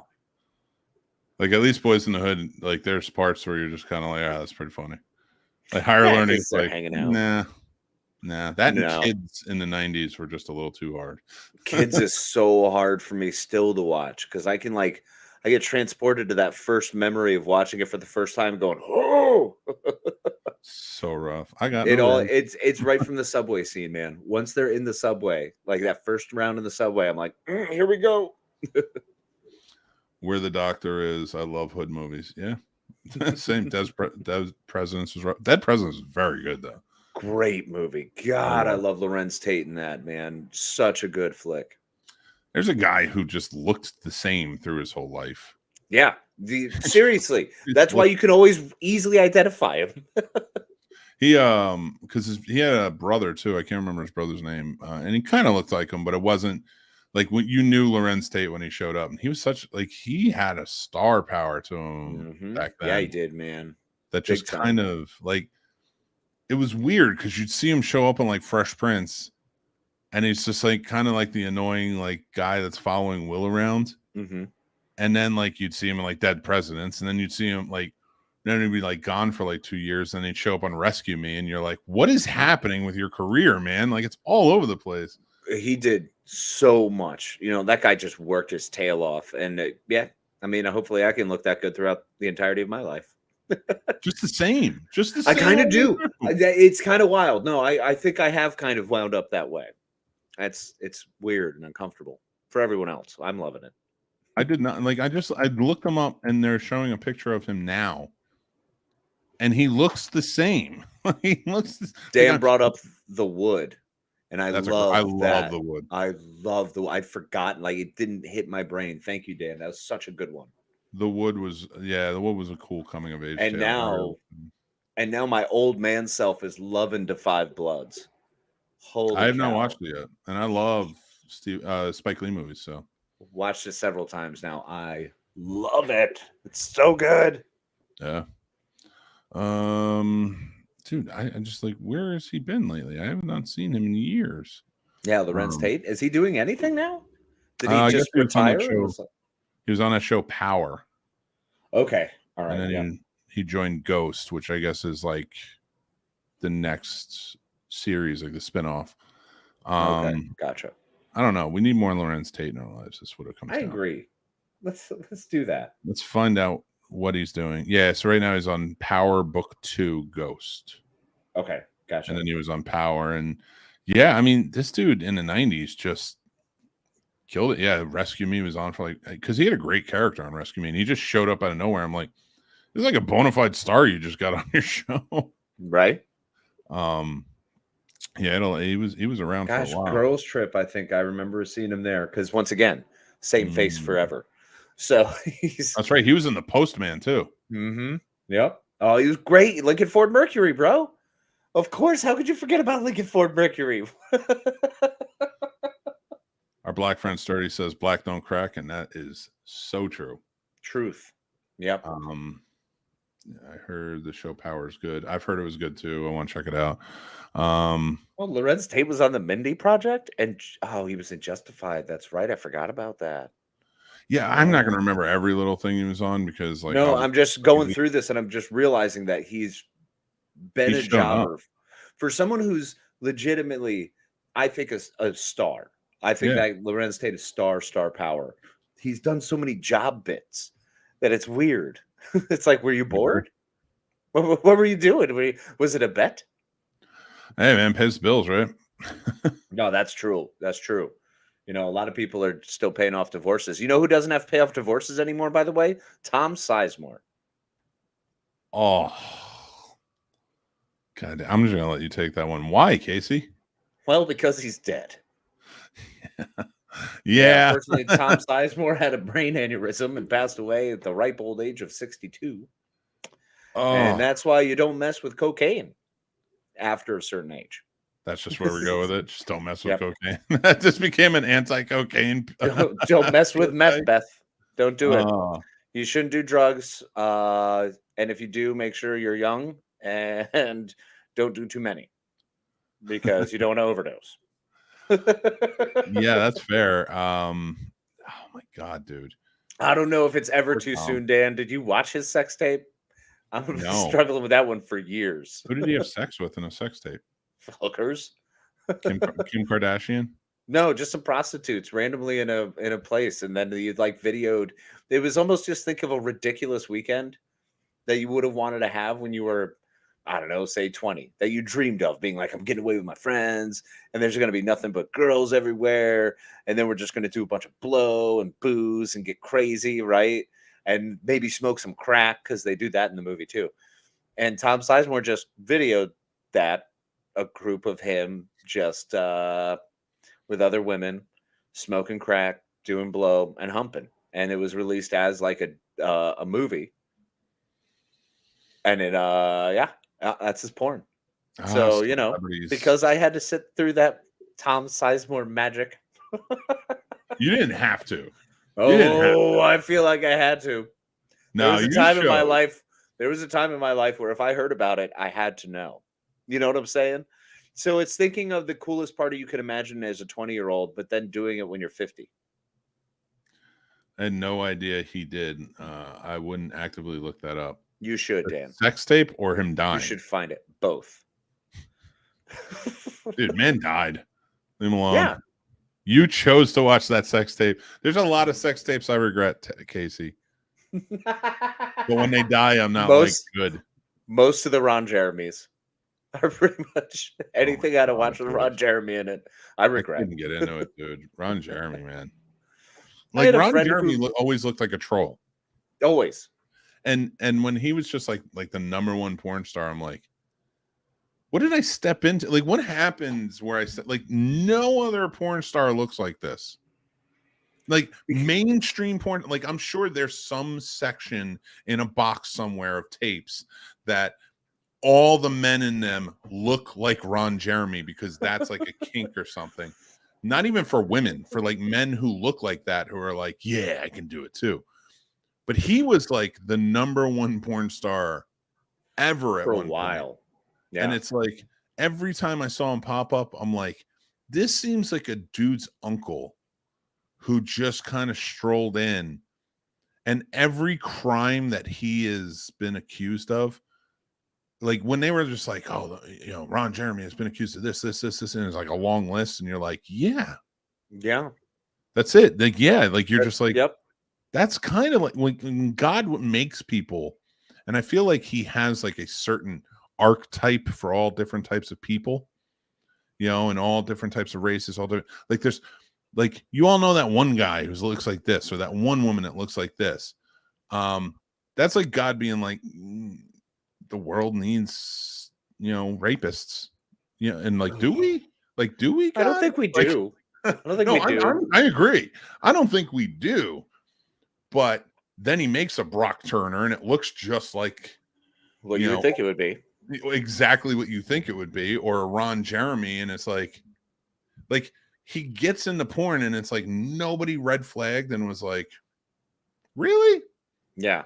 This guy looks like he got into this to do the things that we're going to accuse him of eventually. and nobody's like jumping on and just being like, all right, red alert, let's keep this going. Yeah, maybe we should back off. I mean, Ron Jeremy was one of those guys who also was in every single parody porn in the 90s. And I love the parody porns. I had a bunch of friends that was like a thing we would do, is watch the parody porns because they were hilarious. But those were Skinamax, so it wasn't like hardcore stuff. The Ron Jeremy ones, I did have a friend who was a roommate, and he was like, yeah, I got this whole Ron Jeremy collection. And I was like, that's great for you, buddy. I will never touch those. You never have to worry about those being viewed. Oh, right over with these people. I'm not a fan. No problem telling everybody that I have no problem with porn. Like I have no issue with porn at all. Definitely not the Ron Jeremy ones, though. But that's what I was getting at, because it took many years to find out his crimes. Oh yeah.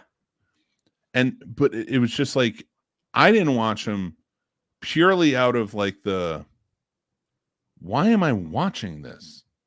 Like, all right, Ron White has a really funny joke from back in the day where it's like, where he's talking about and like whenever he's talking about porn with somebody and they're like, well, I'm not gay, I don't care, I don't look at the men, or and he's just like, really? So what kind of dick do you want to see going in? A small, limp, flaccid one? And he's like, no, I want a really rock hard one. It's like a really big rock hard one. It's like, yeah, you do. Yeah. Like, yeah, over it. Because like, it's putting myself in that place. That's the stand dick. It's the stand-in dong. It's very hard. It's very hard for me to be able to associate that because they're always just too small. Oh, totally fair. I luckily do not have that problem. So when you're hung like a Tic Tac, it's much easier. Oh God, stop it! That is not true. At all. That's why I get off on both of them. Yeah, guys and girls. So girls, I want to see them enjoying themselves, and guys, I want to imagine what it's like to be able to enjoy it. If you want to have a sexual encounter with Casey, ladies, let me tell you, you need a microscope and tweezers. What you need is to understand that you're getting the full Patrick Bateman effect.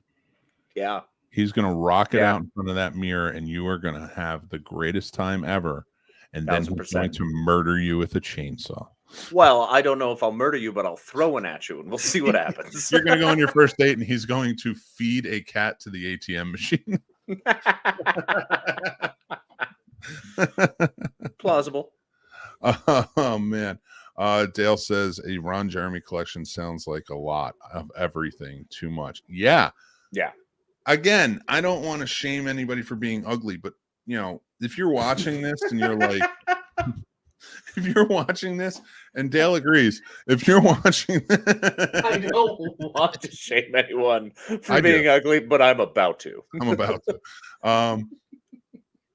Again, like I said, God has that mold. And now I'm not getting all Christian on you. I'm just saying, God, creator, whatever you want to think, they have that mold for certain things. And it's kind of like, this is who you're going to be. Sorry, it's just how it is. Now, like, you can have any job, you can do anything, but you're most likely going to be this because we have this traits that we got to put in you. And ugly it's so ridiculous. It really is. Hey, embrace the absurdity. So all I'm saying to you is, when everybody's like, this is beautiful, that's beautiful, you can't have beauty without ugliness. It doesn't exist. You can't say everything is beautiful, because then there is nothing that's not beautiful and there's no balance. So I'm going to just tell you this, everyone who's listening and maybe getting offended. You're probably ugly. That's why you're getting offended. It's okay. That's fair. You have a great personality. And that's what's important. Yeah. As long as you're a good person, that's really what matters. No. See, that's funny. So Dan brought up he regrets watching the China ones, which I understand. I never did. I never watched hers. Really? No. I am just a lascivious fool then, because I have watched everything. If there was a celebrity involved back in the day, I watched it. If there was anything I saw, like all of those live leaks back in the day of like, this is obviously like 1998. Harkening back to when the internet was still just barely a thing, but you'd have was it Mr. Skin or whatever the celebrity one was, where they would follow and you'd be like, here's so and so naked on a beach, and I was like, what? A buddy of mine gave me years ago, and I'm going, it's got to be like 20 years. Gave me a Mr. Skin Skincyclopedia. Whoa, it's like this thick, right? It's this thick, and it has all of the movies. They're rated. They tell you exactly what kind of nudity is in it, from who. That book can't exist today.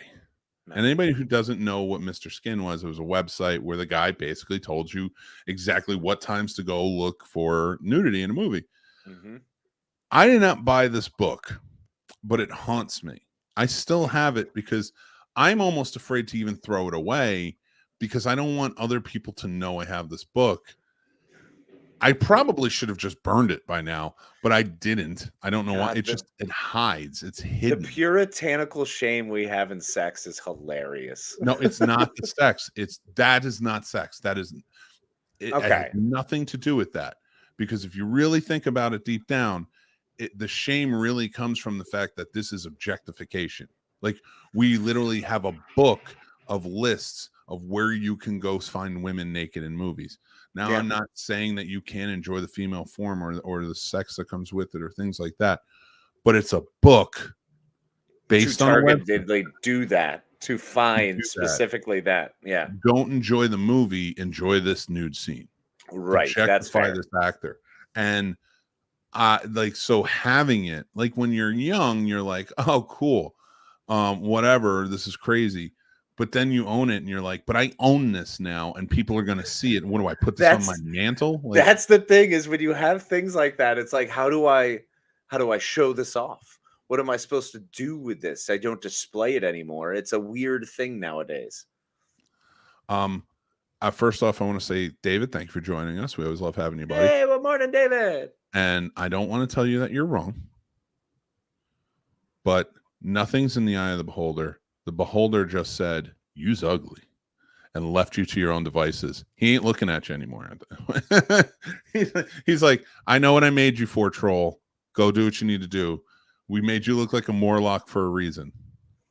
And that's it. I'm done with you. I only deal in pretty people here. We created hell for a reason. I know where I'm going. Ridiculous. No, kidding, wait, Dan, didn't I say lascivious? Yeah, I don't know what that means. It certainly wasn't loquacious. That would be a very different thing. Way different. I don't know what that means. Oh god. Jersey 2 says, "Hey Mick, you could sell it on eBay for $50." But then I'm joining in the objectification. The perpetuation of objectification. All right, so I'm going to say this. So I had a couple of porn magazines that I was holding on to for years, hoping to give them to someone's son, so it could be like, the son of the son. Here you go, find the stash.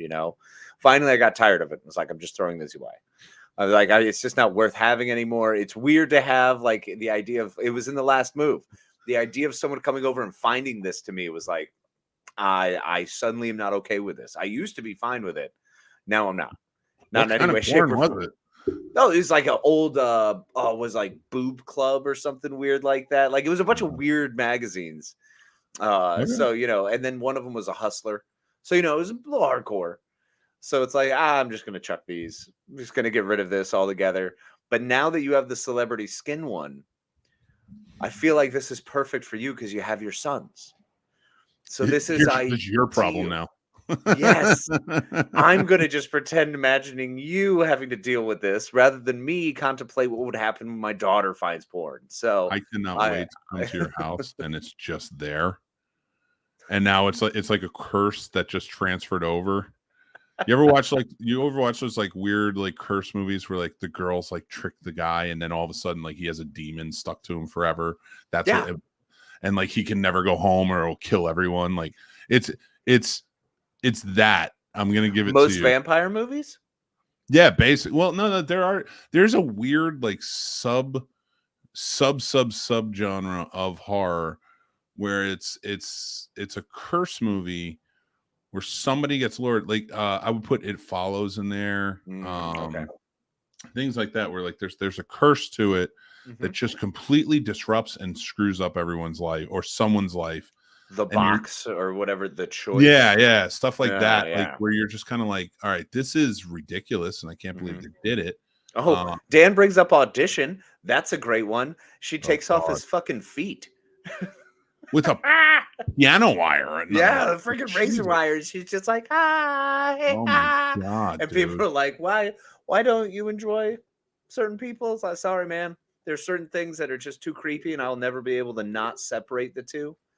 So it's always funny because I think about that, and I'm like, and why she went after him, because like, he used her, and I'm just like, I always think about that, and I always like, did I ever do that? Like, I just want to make sure, and I'm like, nah, okay. I was like, I've always been pretty above board. I'm not saying that I haven't been stupid or like the grand gesture bullshit of course. at one point, but yeah, or been, also like we've also been on the other side where we've been those people who have taken things so hard that we've been so mad, and how could I ever be wronged in such a manner? Oh, woe is me. Yeah, no, we've been there. We've been those guys, and then lash out at people because of it. Not quite like Audition. Audition will stick with me for the rest of forever. It should. Just like a bag in the corner that you don't know if it's going to move or not. There's a lot of Japanese horror movies that I feel that way. Yeah. There's a lot of Pacific Islander Asian horror films that really stick with me. Like Old Boy sticks with me. Oh yeah. And you're just like, oof. It's like, that was rough, man. That was a rough one. God, I just need to get over to Tokyo. I just need to get over there and hang out in this giant, massive megaplex of a huge city. Sorry, I just started thinking about how giant it is, because basically Tokyo is now like 4 cities in one giant city.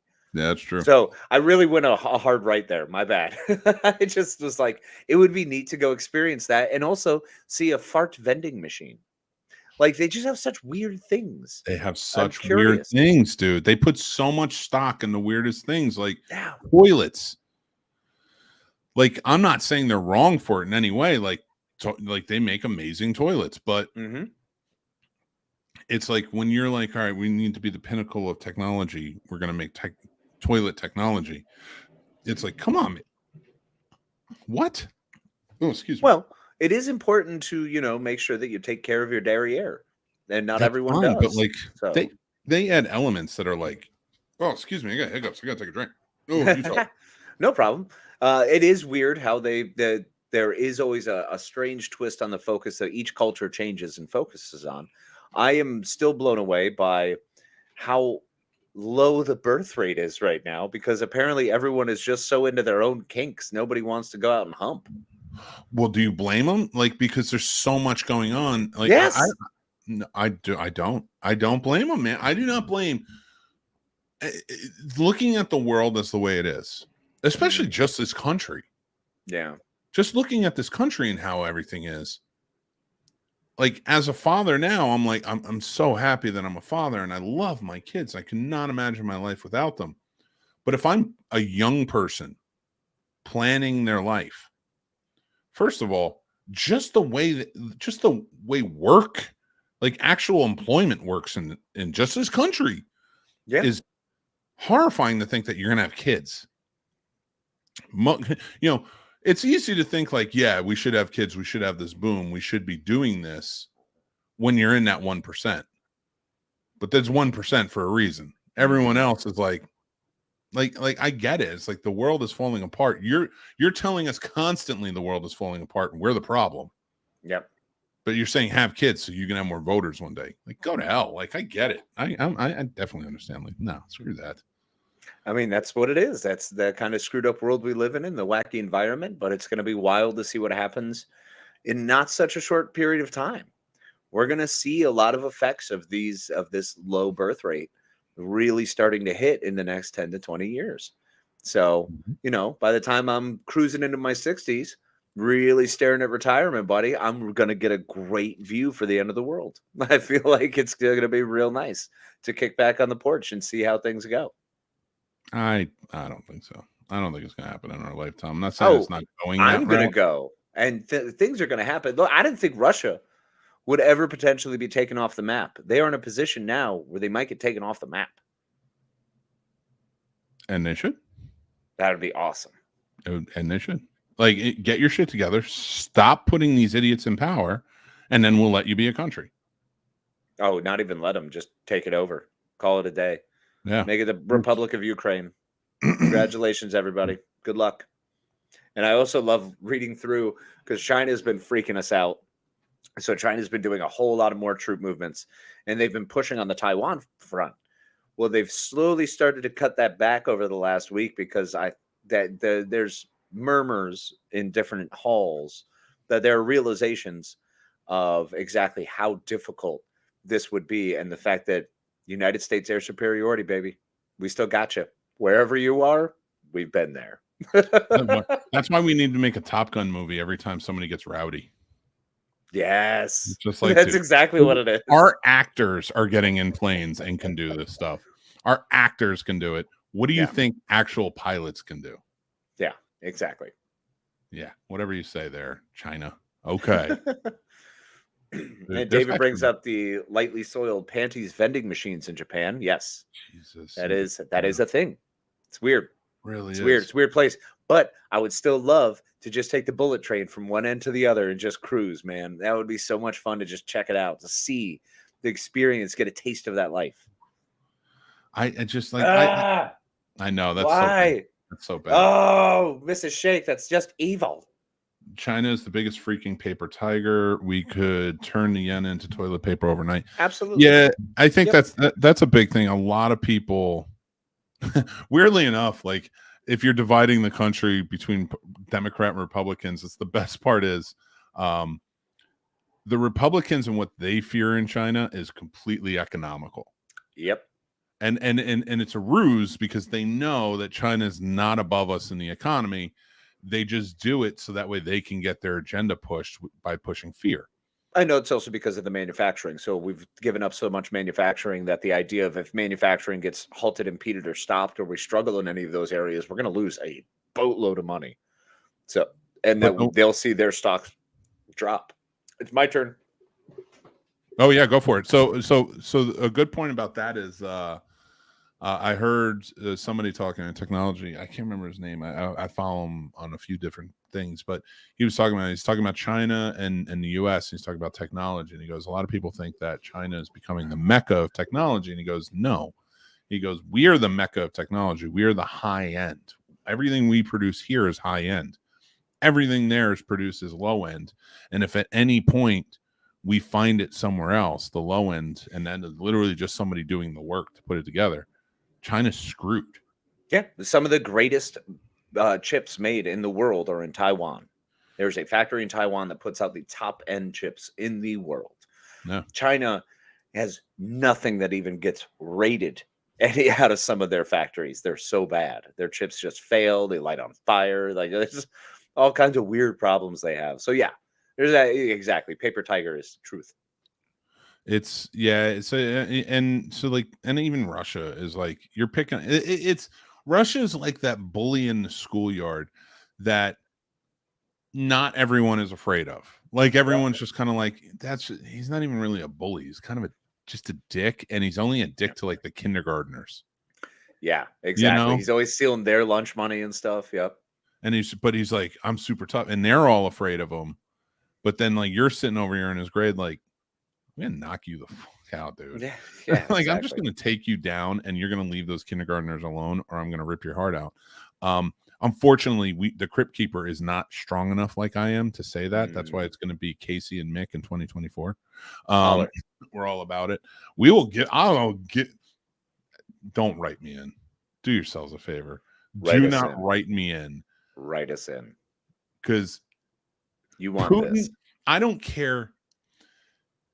It was put the other day really well, and this is a street level mentality. And I was watching Rocky 5 with my kid, and like we're talking about the ghetto, because I grew up in the ghetto, not Philadelphia, but he was like, "Was this what it was like?" I was like, "This is glorified," but yeah, basically, I was like, "This is a little." I was like, more like the first one when it was really ghetto. So like, but Philly's always been kind of a crazy place. Like even I'm like, I try to stay away from Philly, but it's got some spots. I don't know. It's got charming quaintness if you stay oh, it right does. next to the historical stuff. Just there. Just there. Just there. But like you can go, but if you know how to survive it, you know how to survive it. And there's that street level mentality where and Bomani, who does the sports show on HBO, put it really well, where he went after Jake Paul, I think it was, and fuck you, Jake Paul. And Logan Paul. I don't care. So yeah, they train to fight. That's not an easy feat. They're ripped. They're in great shape. It is what it is. And Bomani's like, this guy's picking a fight with me. And clearly I am the guy. I'm the smaller one. But he goes, but my brain will not allow me to lose to Jake Paul. He goes, if we're going to fight, one of us is going to die. And he puts it perfectly. He goes, and he doesn't have that mentality. And that's the thing. If you put me in there, yeah, Putin, you seem like you're tough. You did the KGB. You did all that other jazz. You rode a bear or whatever. I fight him. I will die, but you're coming with me. Like it's going to it's like you could be jiu-jitsu, whatever the hell he does, or judo, I think he does. Okay. I'm going to kill you. All you have to do is take an eye. That's it. Yeah, it's true. That is true. That's it. Because where you're sitting there, you can tear an ear off. Like, people always, when they're talking about getting into fights and stuff, it's like, yeah, you don't fight well. I have teeth. I have fingernails. I'll go for the light things. I'm a smaller guy. So it's not like I like to fight in the first place. I've never been a fan of it. I'm a lover, not a fighter. Yeah. Oh, absolutely. And I respect that. I've always respected about you. We've talked about that. Oh, yeah, at length. And that's kind of my thing is I don't see a need. There's always something better. We can find a better way to spend our time rather than fighting. You've inspired me in many ways with that. Thanks, man. Like, think it out. Don't go and react. Don't do. And so and I think that's a better way, but I promise you, if you write us in and we somehow, in the glory of God, which I don't want, so it wouldn't be glory of God. This would be another one of his plans with ugly people. If we got written in as president, they'd be like, what's your 100 days? I'd be like, my first day is I want to fight Putin. That's it. Let's end this. Cage match. Challenge is here. You can pick anywhere except for a Russian ally place. It's got to be new. You want to go Switzerland and just fight? But keep in mind, when we fight, there's no rules to this fight. You bring whatever you want. It can even be a gun, whatever. But by the end of that, well, that just completely stops the fight. It has to be a low caliber gun. Well, then make it a 22. No. Let's see what he does with that. Because he would be standing there. I'll turn out the lights because there's no rules. And then I'm going to Sonny Corleone his ass with a garbage lid as hard as I can until you can't see his face anymore. And then I'm just going to straight up, he's done. He's done. I murder him. Your problems are solved. Every general or whoever else was under Putin's thing or has the same way of thinking, oligarch, everybody, run. Because I'm coming after you as America and we're going to stop you. And dude in China, Z, who just got nominated again, or not nominated again, won again. Elected again, yeah. Just go. Just go. Run. Well, the funny thing is whenever you have these rulers, this sort of, these fascist leaders, these leaders of these totalitarian, authoritarian leaders, that's what I was looking for. It's one of those words in there. Yeah. No, George. When you have these leaders, no one is going to gain because no one builds, no one grows. They continue to just attempt to consolidate and build their own power. It's such a selfish thing that inevitably it always hurts the country. There's never a time when it doesn't hurt a country to have someone go past however many years we've had these guys in office.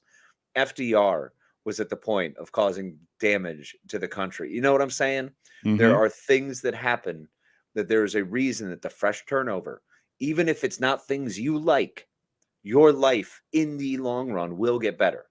because of the pendulum effect that we have, where we see one side of it and go, maybe not that. So we swing back to the other side and go, oh, definitely not that. And then we meet in the middle and go, aha, there it is. And that's how we've continued to progress as a society very well.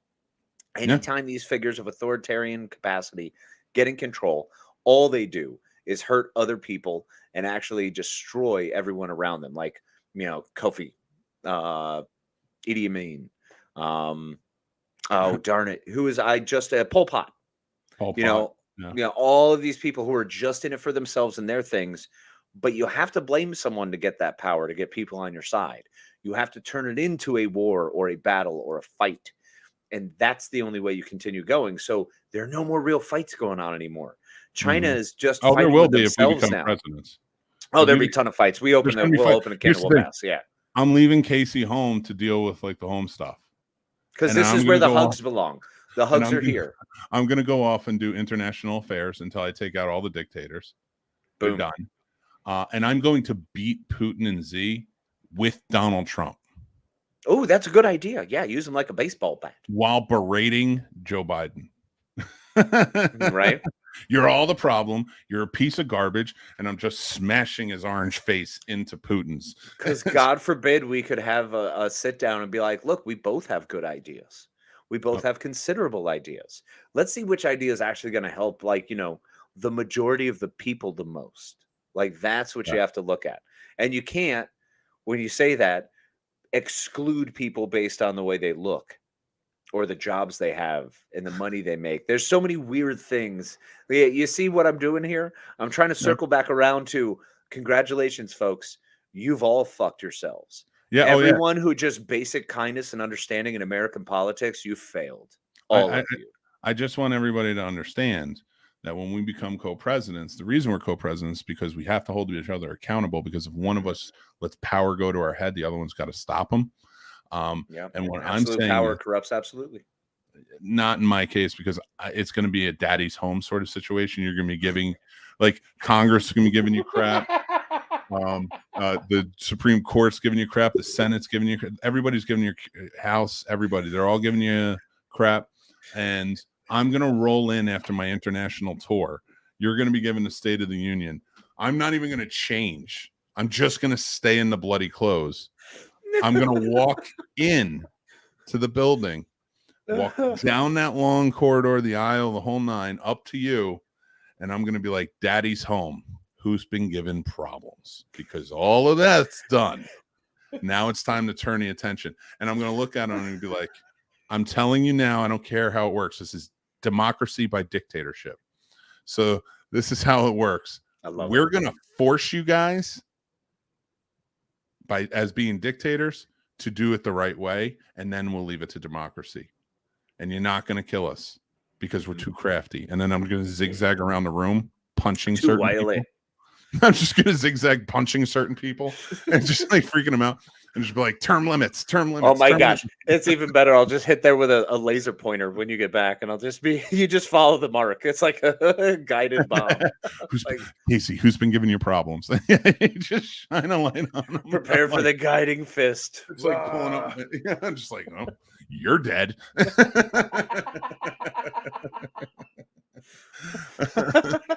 WWE, we have Royal Rumble style rules.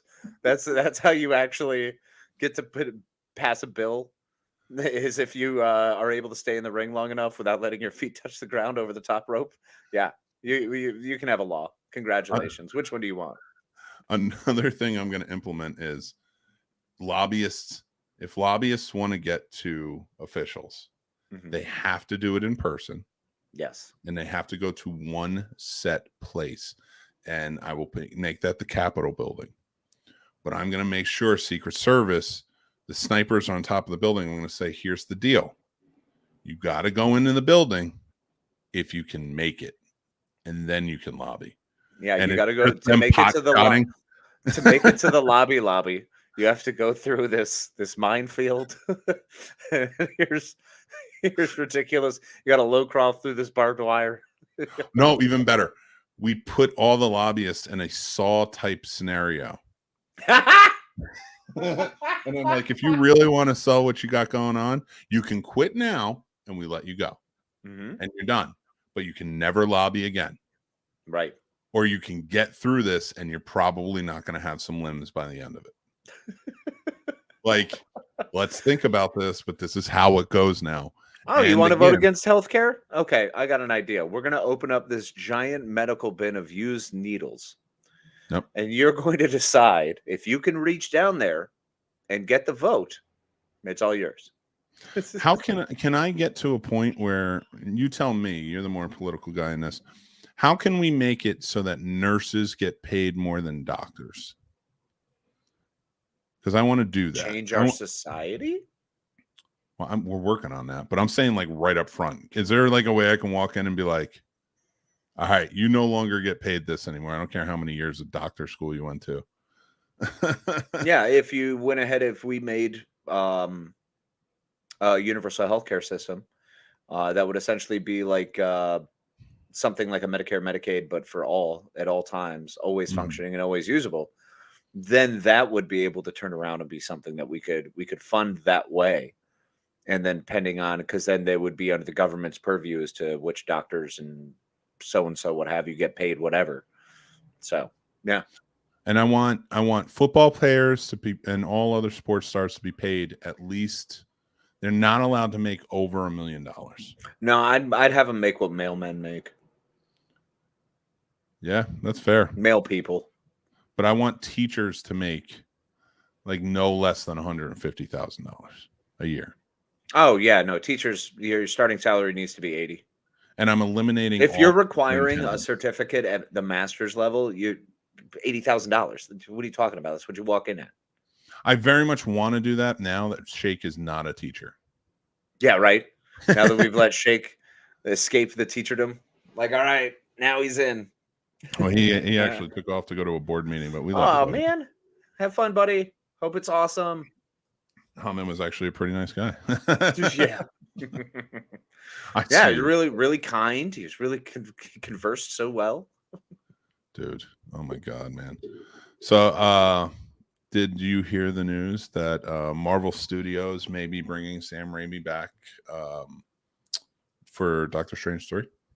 What? Yeah, I know you'd be excited for that. Dude, so not only are we getting a Strange 3, but we're going to get a Raimi 3? Come on. Yeah. That's amazing. And now you're going to have Clea in it and stuff like that. So I think that would be a lot of fun.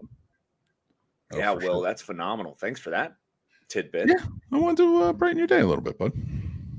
You did, unfortunately, just as I'm about to bring your day down. Yeah, you got to go, right?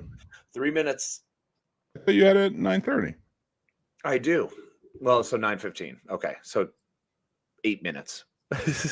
Listen, you keep changing these times on me, man. You really do. It's not right. And you know what I do to people who don't do right? Wow. I go to Russia and I take them out.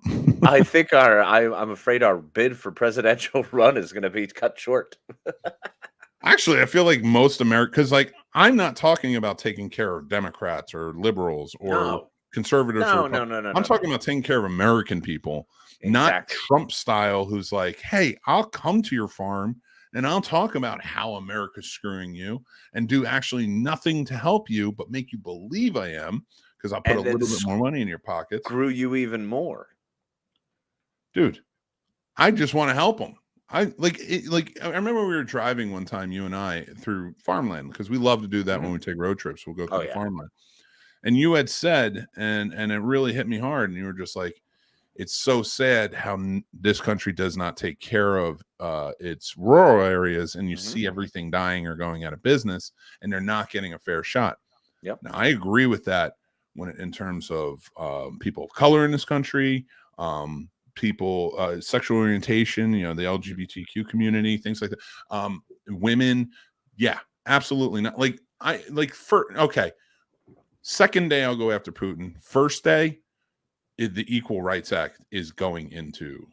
I don't care. I don't know. Absolutely. I don't fully know or care how it all works, but I'm gonna make it happen. Yeah, we'll work equal rights real quick. There will be the flyover states. I'm not flying over them. I'm going for it. I'm going to go and I'm going to take. I love driving through them. I mean, I've driven through most of them. I've been and experienced. I grew up a farmer. Like, I've been that kid. I've been that guy. I get it. And the agrarian society has been totally shat on, put down, belittled, and cornered into the point where most most corporations own over 80% of all farmland in the United States. So what the hell's the point? There aren't really truly agrarian farmers making money the way, they've discussed. And after the soybean problems and all the issues that we had during the Trump administration, and a lot of them didn't recover. And a lot of those people had to sell to the large corporations and continuing to grow their vice grip on Midtown America while the little guy continues to get shot on. Yeah, and you're right, and that's the big thing. And like, it just, I'm tired of it. Now, I'm not calling for any certain situation or anything like that, but I don't know what I got to do, but I'll figure it out. And they're gonna know. They're gonna know when I figure it out. So fuck you guys. Take care of the American people. Exactly. And what's up, Jeremy? Thanks for joining in, man. Yeah, morning, Jerry. What's up, buddy? So yeah, dude. I went and saw Scream last night. You should check out my review of it because I'd really like to see what you think. I didn't love it. I did not love it.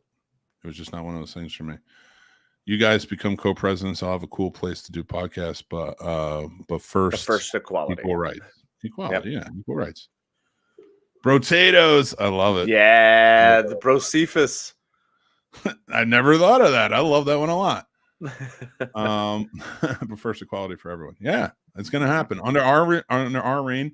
And whenever you vote the next person in, after clearly the 8 years, because we're gonna do fantastic the first day. Oh yeah, naturally. We're gonna walk in the first day. What do your 100 days look like? Day 1, equality. Yeah. Day 2, punch Putin. And Day 3, figure out exactly what we can do to better create a better system and shore up our infrastructure and make life better for all the citizens of the United States. So I'm going to be busy doing that while he's my foreign policy just beating faces, like straight up 80s hardcore commando, just rocking punches left and right. I'm gonna look like Jason Voorhees walking in at the end. And like, again, you'll be doing the State of the Union and be like, how are things going here? Are they falling in line? No. Okay. Yeah. It's like, and I'm going to look at all of them, all those government representatives, and they're going to be like, well, this is a free country. Not for you. It's time to do your job. It's a free country for everyone else. And you've been taking those freedoms away. So now it's time for me to take your freedoms away. Boom. Welcome to real equality, which people say they want, but they don't actually know what they want. Because when they find out what equality is, they go, wait, but I don't have all the legs up I used to have.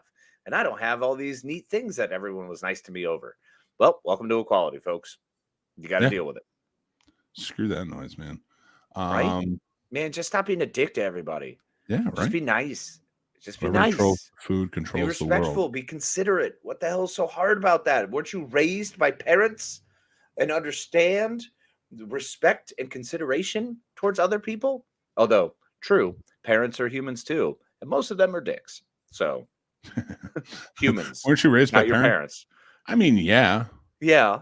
Yes. I mean, did you not hear the story about the other kids setting off fireworks and us sitting there watching TV and getting in trouble for it? Sorry, they woke you up, Dad. That is not my fault. I didn't do it, Dad. Honest, just because they were screaming my name. As for the wokeness, I'm sick and tired of it.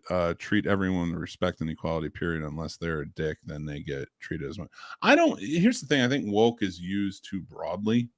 No, yeah, well, because it's turned into something to be a talking point. Yeah. Because it's what woke is doing is actually showing you, hey, all these things that you thought were cool are not really cool and they're kind of shitty. And, they might be good for you, but it's not good for everyone. So we need to find some better line. I think that's what woke was, and it just took all of this large group of people and went, oh no, we can't have that. We don't like that. Yeah. And so they made it an ad campaign essentially, and people just got caught up in this. So you're fighting a word, not actually fighting for what the thing is. You're so worried, and people are getting so worried about just getting angry over a word or getting upset about a thing rather than understanding what the hell the thing is that they're getting upset about. They're just choosing to be outraged. So, yeah, that's where I stand on woke. Yeah, and I agree. And again, when you put that label on so many things, like you said, and I'm just more rehashing, my own viewpoints on it. But like you said, like there's so many things that you're not like. It's called common sense. It's really what it is. Stop saying well. Just have common sense. Like, don't treat people like that. Golden rule it. Like it's so simple. It really comes down to treat people like how you want to be treated. And all the people who created the rules, which I'm not talking about the founders, I'm talking about people creating rules now, do not live by that. In the last decade, very, very, very last, let's say 3 decades, I'd say 10% of all the rules made have not been golden rule adjacent or golden rule in line with. So. And one thing I say to people, like when they listen to my rhetoric of clearly joking, but I understand what they think when I say, how can you talk about being peaceful, being kind to each other and all this, and talk about beating Putin with Donald Trump? Because that's a joke. No, it's more along the lines of like monsters help protect this world. True. And the fact of the matter is, sometimes there's some people who have to step up and do the monstrous things to stop the bigger monster, stop the wolves from getting in. And when you have wolves like Putin and the others who are out there actually hurting people, you got to be a Putin. Got to set on them. Yep. A monster who has good in his heart. Mm-hmm. Yeah, you got to be the poodle, man. You got to be out there to murder. And just, that's what it is. Like, until we can have a completely peaceful society like we see in Star Trek, sometimes you got to let the monsters loose. Mm-hmm. Absolutely. Best way to go. All right, my friend. Well, I am going to hop off here. All right. But I don't know for how long. So there's a chance I could come back, but there's also a chance I won't come back at all. It's a mystery. I'm going to let you say your goodbyes just in case, but hopefully you do return because we're having a good conversation. Absolutely. I love and appreciate y'all. Thank you so much for tuning in this morning. It means the world to me. I'm going to go do job stuff and then hopefully come back here because this is what I really want to do and where I really want to be because I love all of you. So thank you very much. Be nice to Mick, okay? Look at that beautiful face. He deserves only the best you've got. So good luck on your awesome Friday and have a fantastic weekend. And I hope I'll be back. Be kind to each other. Calm down there. Yeah. So guys, we were talking about all this, and a lot of it is joking, of course, but a lot of it comes from being annoyed too. And Jeremy, well, first off, I do want to put in with Greg and what Dave and what he's saying. It's nice to be nice. And you're absolutely right. I 100% agree with that. And I would prefer nice over anything because I've always found that nice is just as infectious as being, like, for lack of a better term, being mean. When you're mean and you're mean to somebody, that is just as infectious. But if you're nice, like I'd say even more so, it really does. The pay it forward rule, things like that. It's a good feeling. But sometimes you have to not be nice. I wasn't raised, I was reared. That's true. That's a good one. I like that line. Agreed. Woke is a buzzword, but the issue is when people throw it around as a catch. Yeah, and I agree with you on that. Yeah, 100%. And that's what's happening. It's just it became this. It was like a pebble thrown down a snowy mountain, and it's turned into this giant avalanche like ball running towards you, like, because everybody's just like throwing things into it, and it's just ridiculous. Or try to use as an excuse. Yeah, it's a terrible excuse. And I feel like comedians have the best take on that in a lot of ways, like, because comedians are just like, just shut up, like, they're just words, like, only you can really get offended by this, and or you could just let it go. And a lot of it is common sense, yes, but people trying to use the term woke as a catch-all. Yeah, and again, I see what you're saying. I definitely agree. It is used as a catch-all, and it needs to stop. So that's why the word doesn't work anymore. And I agree with you there. It's like most things, you've overused it. You've overplayed your hand in this sense, like where you introduce something and it's like, this is happening, this exists, we need to look at it, and then it gets twisted and turned so many ways to look bad, so that way you can't use it, and it blows up in everybody's faces eventually. We all set our own moral bar. I agree, but I feel like there should be, again, going back to Star Trek because I love it, there should be like a prime directive. That directive, this is what we should strive to. You know, we know there's going to be evil in the world and we'll deal with it as it comes. But if we don't have that, everyone on this planet should at least be like, oh, we shouldn't kill, you know, and stick to that, or whatever it is, whatever moral value that we want as that directive, you know, that works as a directive. I don't understand why it is so hard to be nice and just be respectful. You don't have to like everyone, but you can be. Well, to get into that a little bit, coming down to individuality, there's bad days. So I don't know that we need more people to make sure they're being nice, because everybody has a capability of being nice. Even Hitler, I'm sure, was nice to people that he respected.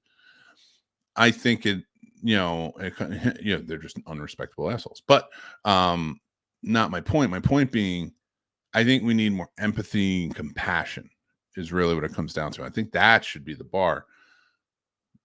Always hold on to a level of empathy and compassion, because somebody may be mean right now in this instance, and you may be saying that guy's a real asshole, that girl's a real asshole, they're being really mean, and they might just be having the worst day, and we're not. You know, and I've even found, like, just through my own practices, when you have somebody coming, like, being really mean, just even being like, are you all right? Is everything okay? Like, talk to me. Even if you don't know them, that can make a world of difference and like snap people out of it in such a big way.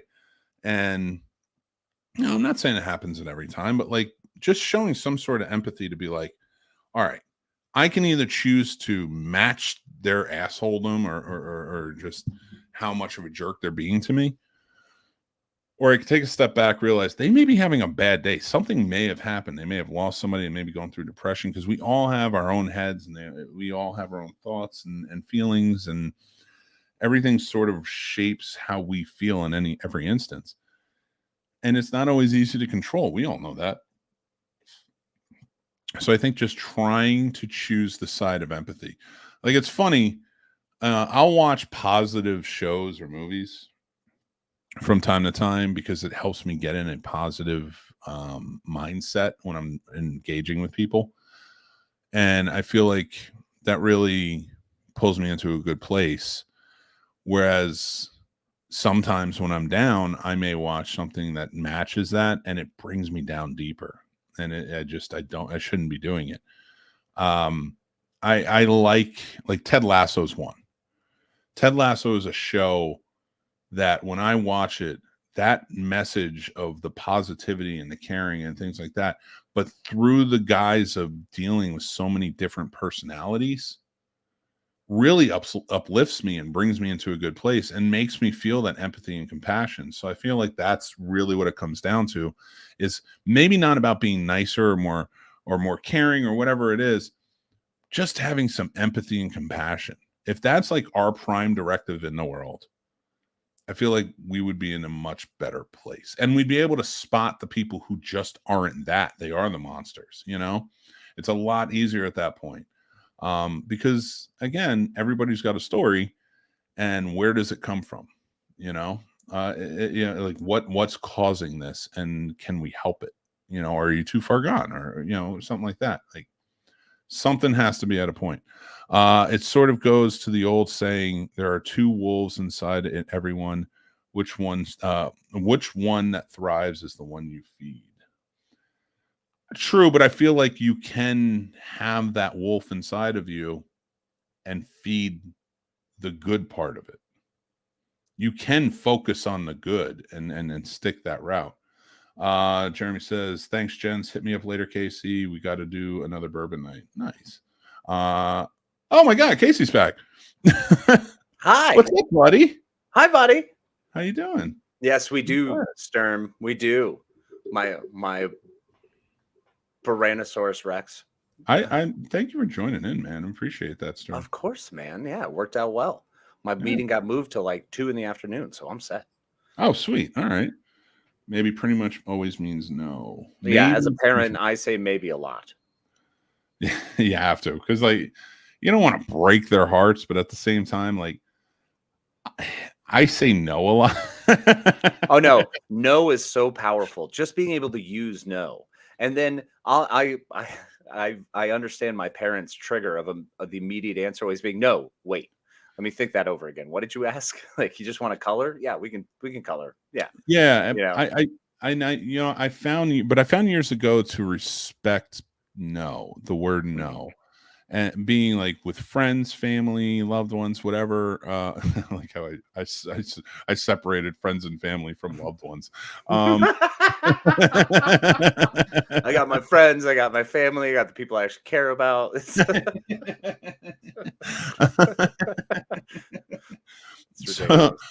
So for me, it's like I learned a while back, because I was like, people don't like to hear the word no, but I hear the word no a lot. Samesies. And I had to come to, like, I used to really bother me. I used to really, like, in my core, like, people are telling me no, and I'm just like, oh, they just don't care, blah, blah, blah. And then I started thinking about it, and I was like, I'm going to start saying no more when I actually want to, when I mean it. When for me, no is the answer that should come out. I'm just not going to jump into things and be like, all right, I'll do it because of this, that, or the other thing. Just to make this person happy, because I do feel like if you say no more, it regulates it more, and there's enough people in this world that don't take no for an answer. Absolutely. And I think it's important. David actually just said it, but it's boundaries. Boundaries are important. No allows you to set emotional and physical and mental boundaries. Sometimes you are drained, sometimes you are hurt, sometimes you are injured, sometimes you are tired, and those are okay to feel that way. It's okay to be that, and it's okay to say no to stuff. It's important to say no to stuff for your own mental health. And I think mental health is one of those prime examples we can use, where it's something we haven't focused on for a large part of the century. And now we're starting in the last 20 years, 10 years, really, to make it okay to not be okay, to really understand exactly what we're going through. Now, there is that you can get lost in your feels as someone who does that. There's a line, and you have to be able to create your own personal boundaries, and boundaries are important, man. And saying no, even to yourself, is important. So it's a powerful word, and I enjoy that.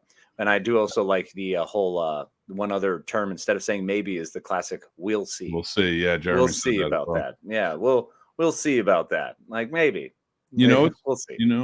Embracing no though has made me realize that I say it far less now. Because now I only use it when I really mean it. So like the kids will be, especially Jack being like 6, like he's always, well, no, that's not true. They both always just want to do something. And they're always asking me. And I don't always want to do it.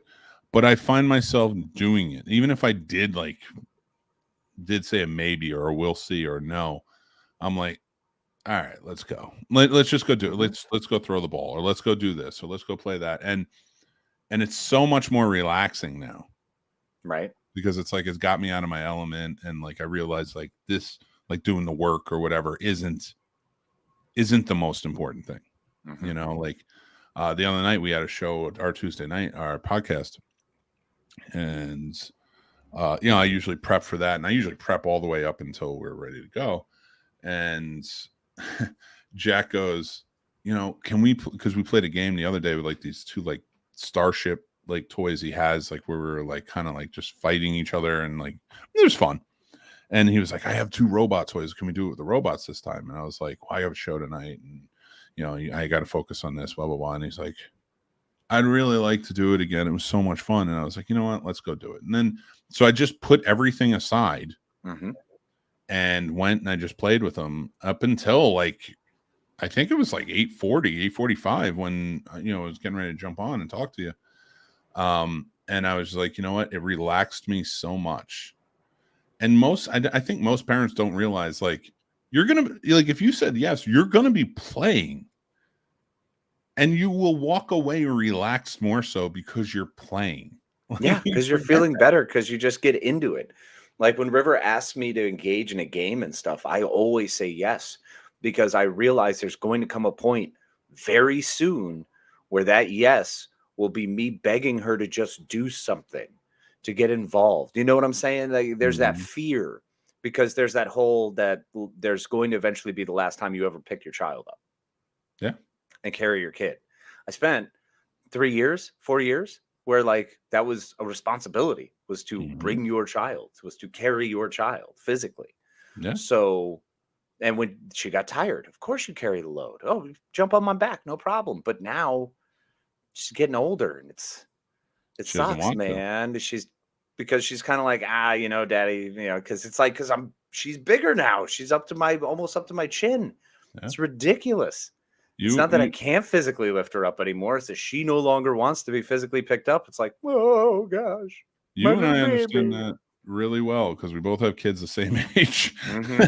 And they're both at that age where it's like, I don't really want to do that. But then you got to find the things that they do want to do. Like Tommy desperately wanting to watch Creed.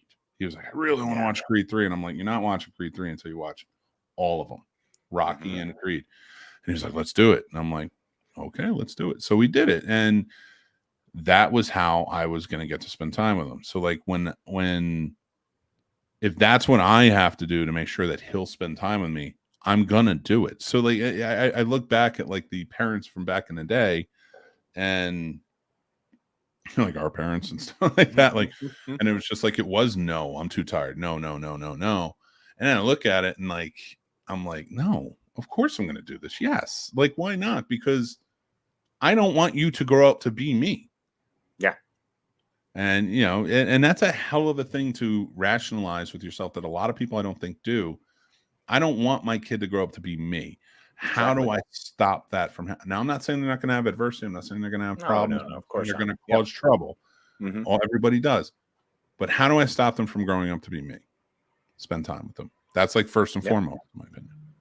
Yeah, absolutely. I think that's just as important as understanding that no is a complete sentence. Yes. So you don't need to explain yourself. You don't need to say anything else beyond it. No is what it is. No simply exists. And that's fine. It's us taking things personal. That's the big issue that comes down to, is how we feel about stuff, or where we get locked into our feels, or where we get so concerned about everything that's happening to us that we kind of lose sight of everything else happening around us at the same time. These things aren't happening in a vacuum. It's not like I get to have a bad day, let's say, and I can't just sit at home and shut down from the world, because then my family suffers, my work suffers, the people that I care about suffer. So that's not what I want, So that's a matter of, you just got to keep pushing. And sometimes no is complete sentence to say, no, I'm done. I need to rest. I need to recharge myself. That's all important. So. Yeah. And, I like that too. And I think where it really comes from with the word no, and like why people can't accept it, is because people who can't find themselves saying no to things that they don't want to do have a hard time hearing no, because they don't say it. And it's like, if you say it more for your own mental health, and say no to the things, like say no to work when they're pushing too hard, or say no to a friend or a significant other when it's something that like you don't believe in, or whatever else. It's a very freeing thing, because now when you hear no, it doesn't bother you as much. Exactly. And I think that comes from a place for me, especially when I was a bartender, early on, I was always wanting to do everything with everyone. And progressively, as I got older in my 20s, it was kind of like, I want to do less things with everyone, but I'm still saying yes to everything. And it just it started being that thing where you tax yourself so much that you let parts of your life fall apart. You could walk through my house right now and go, gee, it looks like you work a lot, because everything's strewn about. I don't look like I spend much time here, because I really don't.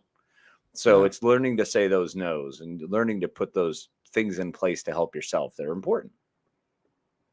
Yeah. And it's, and I like that. I like how you're putting it. It's like, and just like David, it said boundaries. Like, I don't think enough people, I think we got to a point for so long where people didn't feel like they could have boundaries. Yeah. That it's nice to see now that like that's opening up more. and people can. And it's ironic that it's happening at a time where we're like, don't build walls or don't do this. Yeah, right. But you're gonna have those walls will be up. That protection will be up. The protection portion of it will be up if you have those self boundaries that come into it. I like to think of it as like a waist level hedge. So it's not that you can't get through, but it's gonna take a little bit of effort on your part. So you're saying at the border we should just put like a white picket fence. Yeah, so you can then have conversations over top of it, but still like, hey, my side. With a thorn bush in between. Absolutely. You gotta have rose bushes. Those rose bushes you dug out of your backyard. Let's put those up in my Day 3. That's our job as presidents, as co-presidents. But we're building it along Canada first. Oh yeah, of course. Well, because that's where you test everything out. We'll test it up against the nice people first, the ones who are kind, and then put it against the cartels and see how we can make that work. Oh, dude, I don't even care. Okay, guys. Okay, no problem. I just pummeled that Russian dictator's face with another guy's face. What you got? Guns? All right. Where are we going? I'm afraid. Which, by the way, that story is insane. If we have a moment to touch on some news from this week, 4 Americans were attacked down in Ciudad in Mexico after crossing the border for a surgery for a friend. So this girl was supposed to go in and she was going to be getting surgery. There was a 5th friend who wound up staying across the border just on the other side of Texas.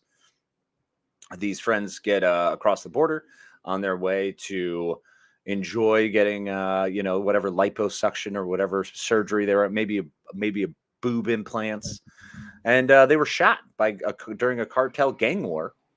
2 of them were killed, were drug out and drug into the truck. The other 2 that were injured were kept in a little shack on the border. And the cartel, so the United States went, okay, you know what? Cartels are all terrorist threats. So now we can treat them as such. And it's going to be very, very fun. Yeah. Because once you're on the terrorist list, it means we'll just come in and just murder you all because Patriot Act. So these women have been returned. The 2 were returned to safety. And the 5, I believe it was 5 men that from the cartel were actually turned over to authorities. Because it was like, oh, sorry, we didn't realize who it was. It was mistake. It was our bad. We mistook. We thought it was someone else. So we just went ahead and started shooting and killing each other and killing them along the way. Because why not? It's what you do in the middle of a city, which is not uncommon, by the way. This is a very common thing that happens a lot in the border cities. There are huge fights constantly going on. So yeah. It's real bad now, and I'm really hoping this was the straw that breaks camel's back, that we can just finally start breaking these cartels, because honestly, the whole point of legalizing weed is because you cripple a lot of these massive industries, and that's what they are. Drugs are a massive industry, so the only way to cripple them is make it legal, and then you destroy them in bureaucracy. Like, it sounds ridiculous and absurd, but it works. Not to mention, also, people who don't want to be on drugs anymore are able to more easily seek help and easily able to take care of themselves, because addiction is a goddamn mentality. Whether you're an alcoholic, which we know outright is a thing, and yet we still sell alcohol in package stores. We know cigarettes, terrible things, yet we still sell cigarettes in stores. You know what I'm saying? So all this stuff that we claim to be outraged over, and yet we're living around the other things and go, well, that's the way it's always been, so it's fine. Yeah, I really hate that mentality. It's one of the worst. So I am not cool with that, and I hope that we can move past that. Well, in all honesty, I'm going to say this, and this is how I know DARE was a bunch of bullshit. So I was straight edge. Basically, I drank because it was legal. And I drank a lot. It's the thing to do. Yep. And I don't drink anymore, as you know, and and I don't shame anybody for drinking. I think people who get drunk regularly, like if it's an event, you want to go out and you want to get drunk. It's Friday, enjoy yourself. Hey, you're home. You want to have a glass of wine, and it turns into 2. Go nuts. No Fine. one's If judging you. If you're drinking 10 or 12 beers, first of all, if you're drinking 10 or 12 beers and you're over the age of 25, you're a loser. Just to get hammered, just to really waste away life. You're saying to just get drunk? Oh yeah, if you're drinking to just drunk. get shit faced. And I know that because I was one of them. So like, I'm Samesies. not saying that I wasn't there. My point being, it's fine if you want to go out and have some drinks, but you're not doing it responsibly if every night you have to get drunk to get through life. Yep. Find something else. Figure it out. That you're an adult. Figure it out. My point is, I was pretty much straight edge. I only really drank. I could count on one hand how many times I smoked weed. Maybe Truth. Maybe two hands. Testify, because you legitimately know. Because when you and I smoked way back when, for that one time at old Princess Margaret, that was you definitely like you brought it up. You're like, I think I officially moved to the next hand. And that's the thing. Like, yeah, you're right. And I remember that. And it wasn't, there was only a couple of times after that, I would say. And yeah, I always just stayed away from it. 80s kid, you grow up just say, no, it's terrible. It's going to turn you into everything. I will tell you, when they legalized it here in Virginia, I took to it. And I usually only do gummies. I don't like to smoke anymore. Yeah, fair. So I'll just do the gummies. But I will tell you this, I have no desire to do heroin or meth. So your gateway drug bullshit can kiss my ass. You need to actually be teaching the right things and shut up. Now I understand what Reagan was doing, and that dude, I don't care who you are, he might have been secretly one of the worst presidents of all time. That people, for some reason, like, everybody's against Trump, and I get that. And again, I'm not an advocate. I hate that guy. I've hated him since the 80s. So there's been a long line of knowing who he is. What I'm saying is he was always at least out in the open. He's an asshole. Reagan was doing the shadiest shit on so many, like, all them drugs, all them guns they needed to go to war on here, and selling them else. It's just ridiculous. It was so disgusting. Well, it's all do as I say, not as I do. And people liked Reagan because he was a strong man, because he stood up at the end of the Cold War. So, I mean, I get it. He finally did something at the end of his presidency, and he didn't even do, like, Russia collapsed because of Chernobyl. Let's be real. They lost everything after that, and they were already on the brink. It wasn't like I'm saying, hey, they were the richest, most powerful country in the world, and then Chernobyl happened. They lost everything. They lost the remainder of their chips, which was very low anyway. They were only low blind at that point anyway, if you know that poker phrase. Yeah, literally one of the only things they had was their space program, and that was because of the rockets to deliver the nukes. That was it. That was their whole thing. And that's, to this day, why they are still the force they are, because they sure don't have it militarily, and they absolutely do not have it in their pockets or coffers anymore. That treasury is rapidly emptying. Yeah, that's legit. And so like getting into all that and then just having that feeling. So like when it comes to like weed, and like I'm talking to my kids about it, and I'm just like, listen, I don't think you should do it until you're an adult and you have that, your brain is fully developed. You have that, you're at that age where you can decide. I was like, but it is legal. And that would be like telling me you can't taste a beer when you're 21. It's legal. Like you can, but a great point from Jeremy here, moderation. Boom. Moderation. Like, don't drink to get drunk, because it's not a great feeling. Let's be real. Being buzzed and being chill and relaxed, that's fun. A great feeling. Which to me is way worse of a feeling than getting a little stoned. Like, it's true.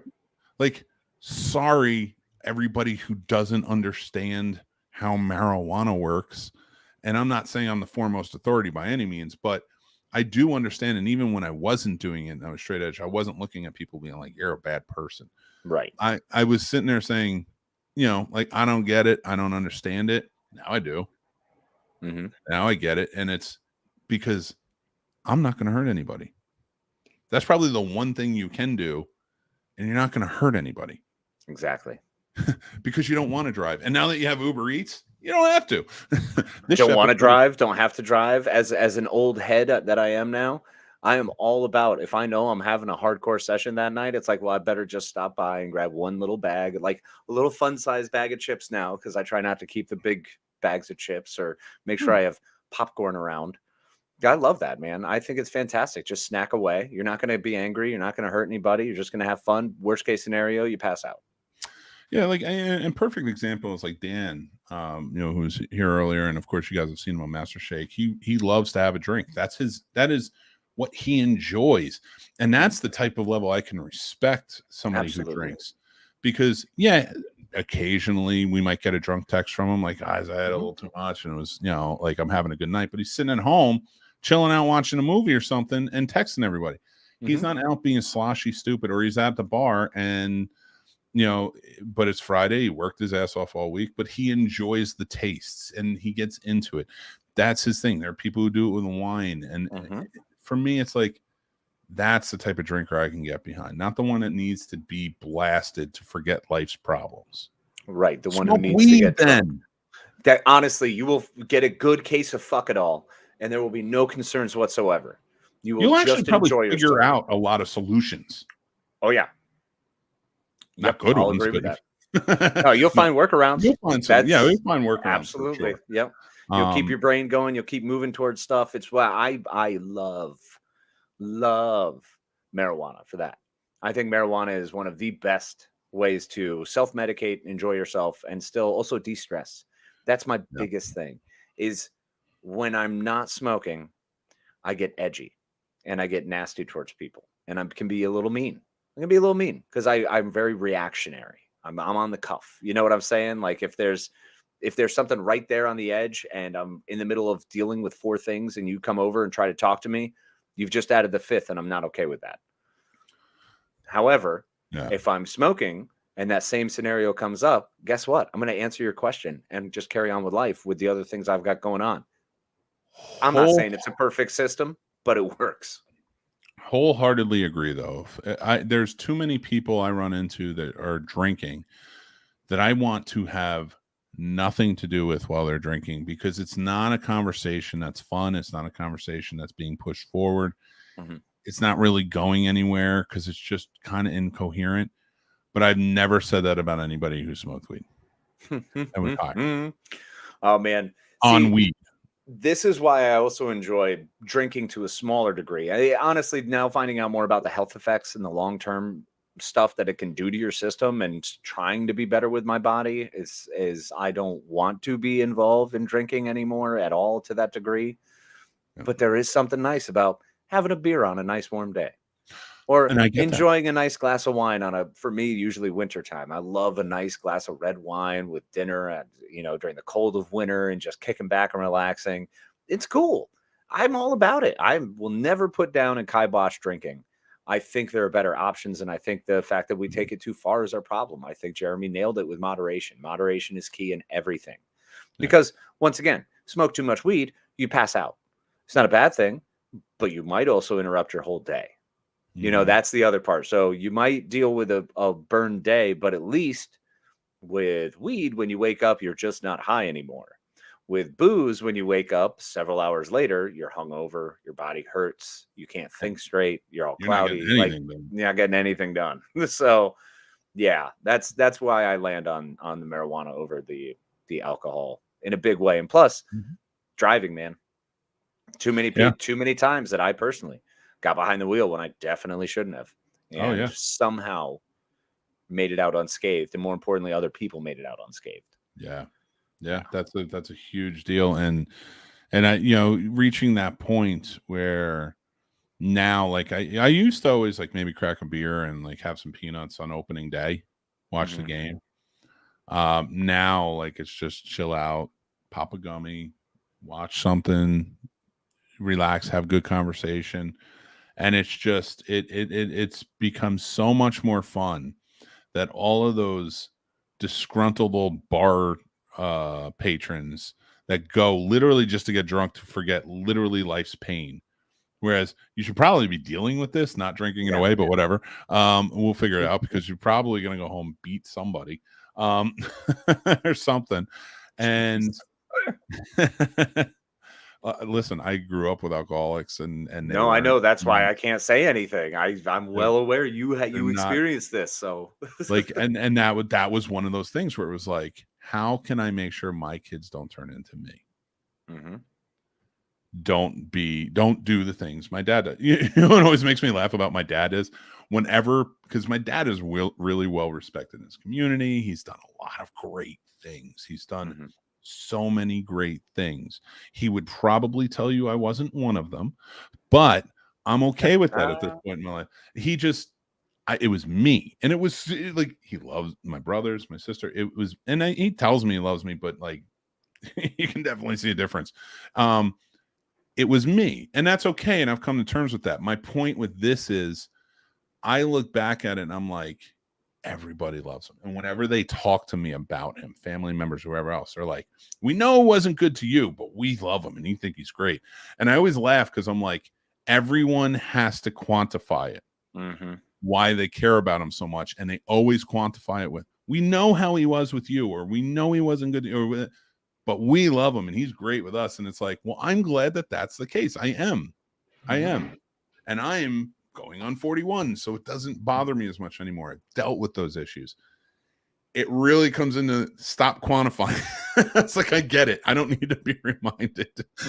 Just say it. Right. Yeah. So the drinking side of it, I was like, I can't do it. I was like, I can't. Like, it really just ended when I had kids. Like, Tommy came into my life, my stepson, and it was like, I'm not going to drink in front of him because I can't turn him into what I was. Right.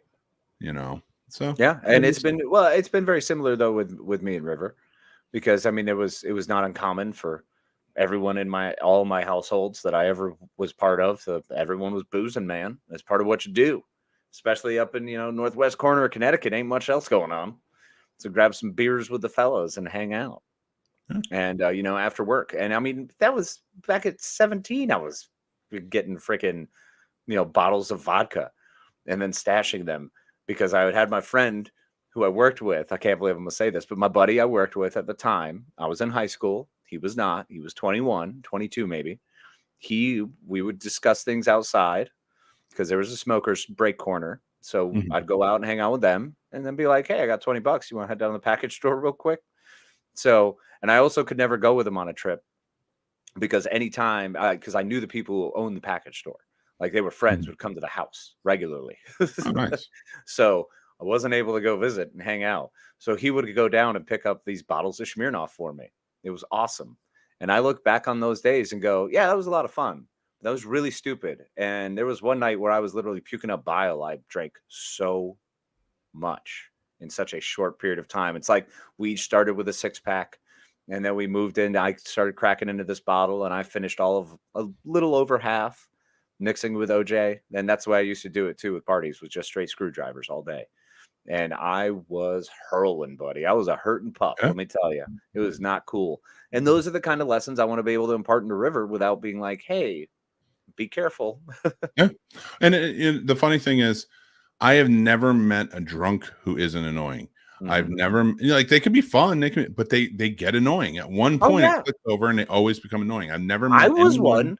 I annoyed you. How many times was I annoyed? I would sleep on the bathroom floor. Yeah, I know. And I'm like, I gotta get ready for work. Get up. And you were that's what it was. You're in comatose stage. Done. I'm dead. I mean, I was literally done. I couldn't lay in bed because I had to hurl. So I go throw up and then go, oh, this tile feels great. And there it is. Dude, I'm it's so funny to me. Not you, that's true, but thinking about people and going down the line, and like, people are like, people on drugs are annoying. You're absolutely right. I've met people on every type of drug. The only one that hasn't annoyed me is weed. Weed doesn't make you more annoying. It enhances certain things, don't get me wrong, and it may make you talkative, which can be annoying. But if you're an annoying asshole before weed, it's not that it gets enhanced with weed. It's just, if I'm on it, I see you. If I'm not on it, I see how annoying you are even more. If I am on it, I see how annoying you are even more. but it's never as annoying as like a drunk or as like, it's just like, this person likes to talk a lot. Sometimes I get annoyed because I'm just not on your level. Yeah. You know what I'm saying? Like sometimes when I'm hanging out with other people who are imbibing or smoking or whatever they're doing, I will get more annoyed because I'm like, I wish I could be where you are because you seem to understand where you are and I have no clue. Like, I don't even know if you understand the time folding you just did in your own brain. Like, it's phenomenal. Jeremy, I agree with you, man. I do. I see those, and when drunk people are annoying, I've never, and this is me included. I'm a fun drunk.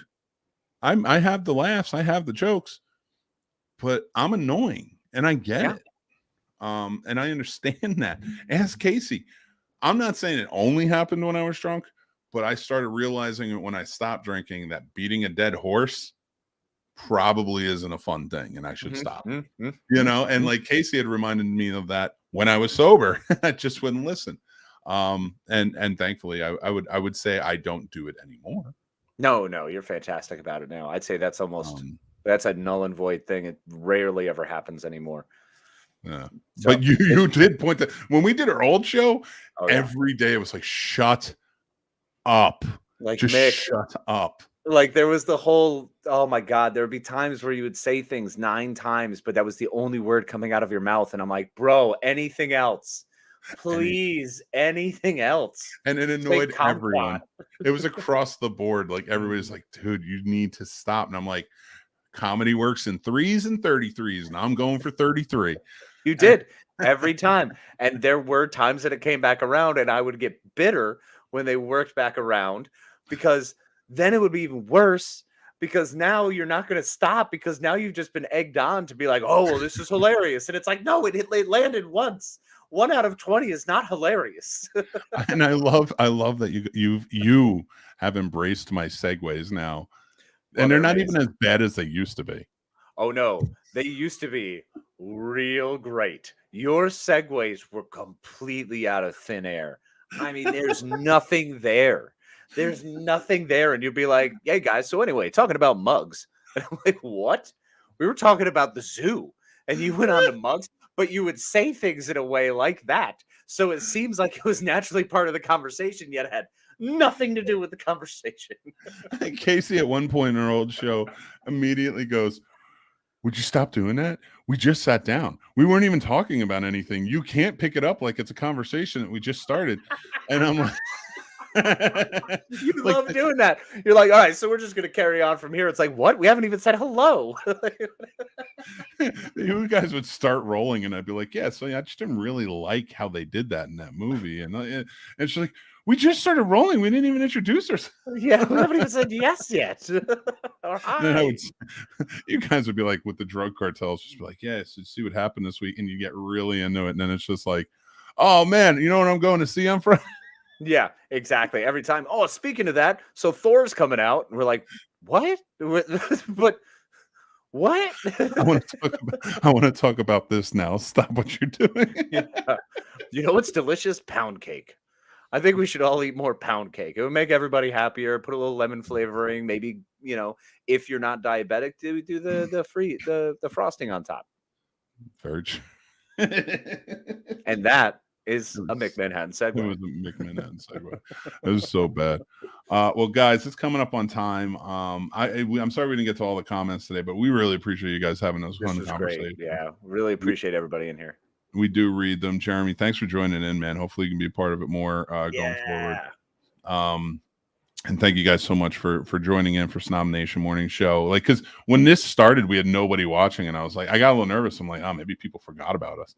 And then, but like, I mean, we've had a steady like 10 people watching the entire time. So it's been awesome. Fantastic. And we've had people come in and leave. So like, that's cool too. So we really do appreciate you guys being a part of it. And I will just say thank you guys for joining in. Remember, this Sunday at 2 p.m., there's no Geeked Out. What are we, Geeked Out or Geeked Fest? Geeked Out now. Geeked Out. Yeah, Geek Fest is dead. Geek Fest is dead. Geeked Out. There is no Geeked Out this week because there's some award show going on and it's pretty big and we might have to cover it. There might be a slap. We never know. Possibly. More importantly, there's the better award show directly before that, starting at 2 p.m. That's right, ladies and gentlemen, the third annual Snobbies. We are here to provide you and all of the independent podcasters what they deserve and what they've earned, which is a Snobby Awards, an award show that will celebrate independent podcasting here with us, Mick and the Madman. That's right, March 12th, this Sunday at 2 p.m. Prep yourselves, put on your fanciest attire, and get ready to hang out and maybe find a new podcast you didn't know about, or just learn about some cool ones that are around in the world. So, yeah, super excited for that. Sunday. And guys, if you still aren't interested, just so you know, we saw a pretty good return of a lot of people joining in on Tuesday night, but the Scene Snobs Podcast Live, which of course has always been live on YouTube, and our Facebook page, stuff like that, is now behind our Patreon. So if you want to join in on the live podcast, you have to be a part of our Patreon. You can go check it out. Links below.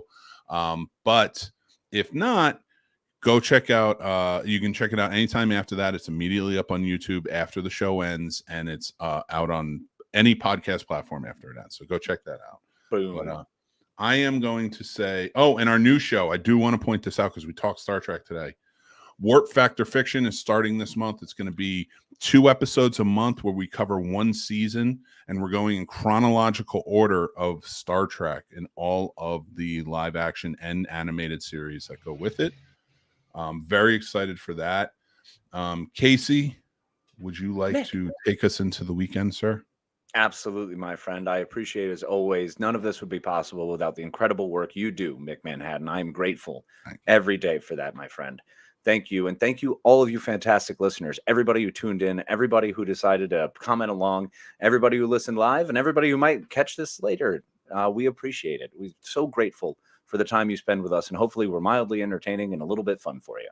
So as usual, my friends, going into this very busy and exciting star-studded award show weekend, remember, it's still important to always be kind to yourself and be kind to each other. Love y'all. And before I play it, there's just 3 things I need to pop up, and that is Jeremy saying, clicks the bell, hit that notification button. We appreciate you, and we're glad you're going to be a part of it, my friend. Boop, boop, ding, ding. George C3 saying, thanks for making all my Friday mornings greater. We appreciate you, that. buddy. And Sturdy, I want to point this out. We are having a Casters for a Cause on April 14th. It is a Friday. Right after the Snobbies, we are in fact going to start broadcasting talking about it. And we're going to start trying to get all the shows together. So stay tuned for that one if you want to be a part of it. But Casey did a perfect thank you and goodbye. And I'm going to say just have a great weekend, everybody, and play the role. Hey guys, Mick here. Thanks so much for watching the show and supporting us. We appreciate it. We appreciate you coming back and joining in the comments. But guys, I really want to thank you, our patrons who are out here supporting us, helping us keep the lights on. Really, truly appreciate you. Tim, Paul, Stacy, Matt, Aaron, AJ, George G3, Chris S, Dale, Chris H, Dan, John B, Ron, Jason, and John W. Thank you guys so much for all your support. Guys, we have 3 tiers available right now. As of March 1st, we're adding 2 more tiers for a total of 5 with tons of perks. So go check out patreon.com/thescenesnobs. And join our SnobNation Discord channel where the moderators are keeping everything going and we're having really fun conversations over there and more. So go check it out. It's free to join and just be part of the SnobNation. And remember to embrace the absurdity. Hit subscribe on our YouTube channel. We have tons of great shows coming out and more. Our lives are over on Patreon, but you can check out the SnobNation Morning Drive live show on our YouTube channel Friday, 7 to 10 a.m. Eastern, and tons more shows coming up thereafter. We have great shows like the Scene Snobs Podcast, Betting Bros, Math vs. Smash, Real Combat, movie reviews, and tons more. We have fun over there, and we think you will too. If you're looking for great merch, go over to the snobsmerch.com store. Use promo code SNOBS for 10% off of your order. We have tons of shirts, mugs, everything, stickers, all different types of designs. We love it. I think you will too. So go check it out and let us know what you think. Remember to follow us on all social media platforms. We are at The Scene Snobs everywhere. You can also follow Casey at Planos21 on Instagram, at Casey the Madman on TikTok, and at Twitter Night on Twitter. Guys, tons of fun stuff and new things coming out every day, so go check out our content there. Thank you guys again. We are The Scene Snobs. Embrace the absurdity with us, and we love you, and we'll talk to you guys soon.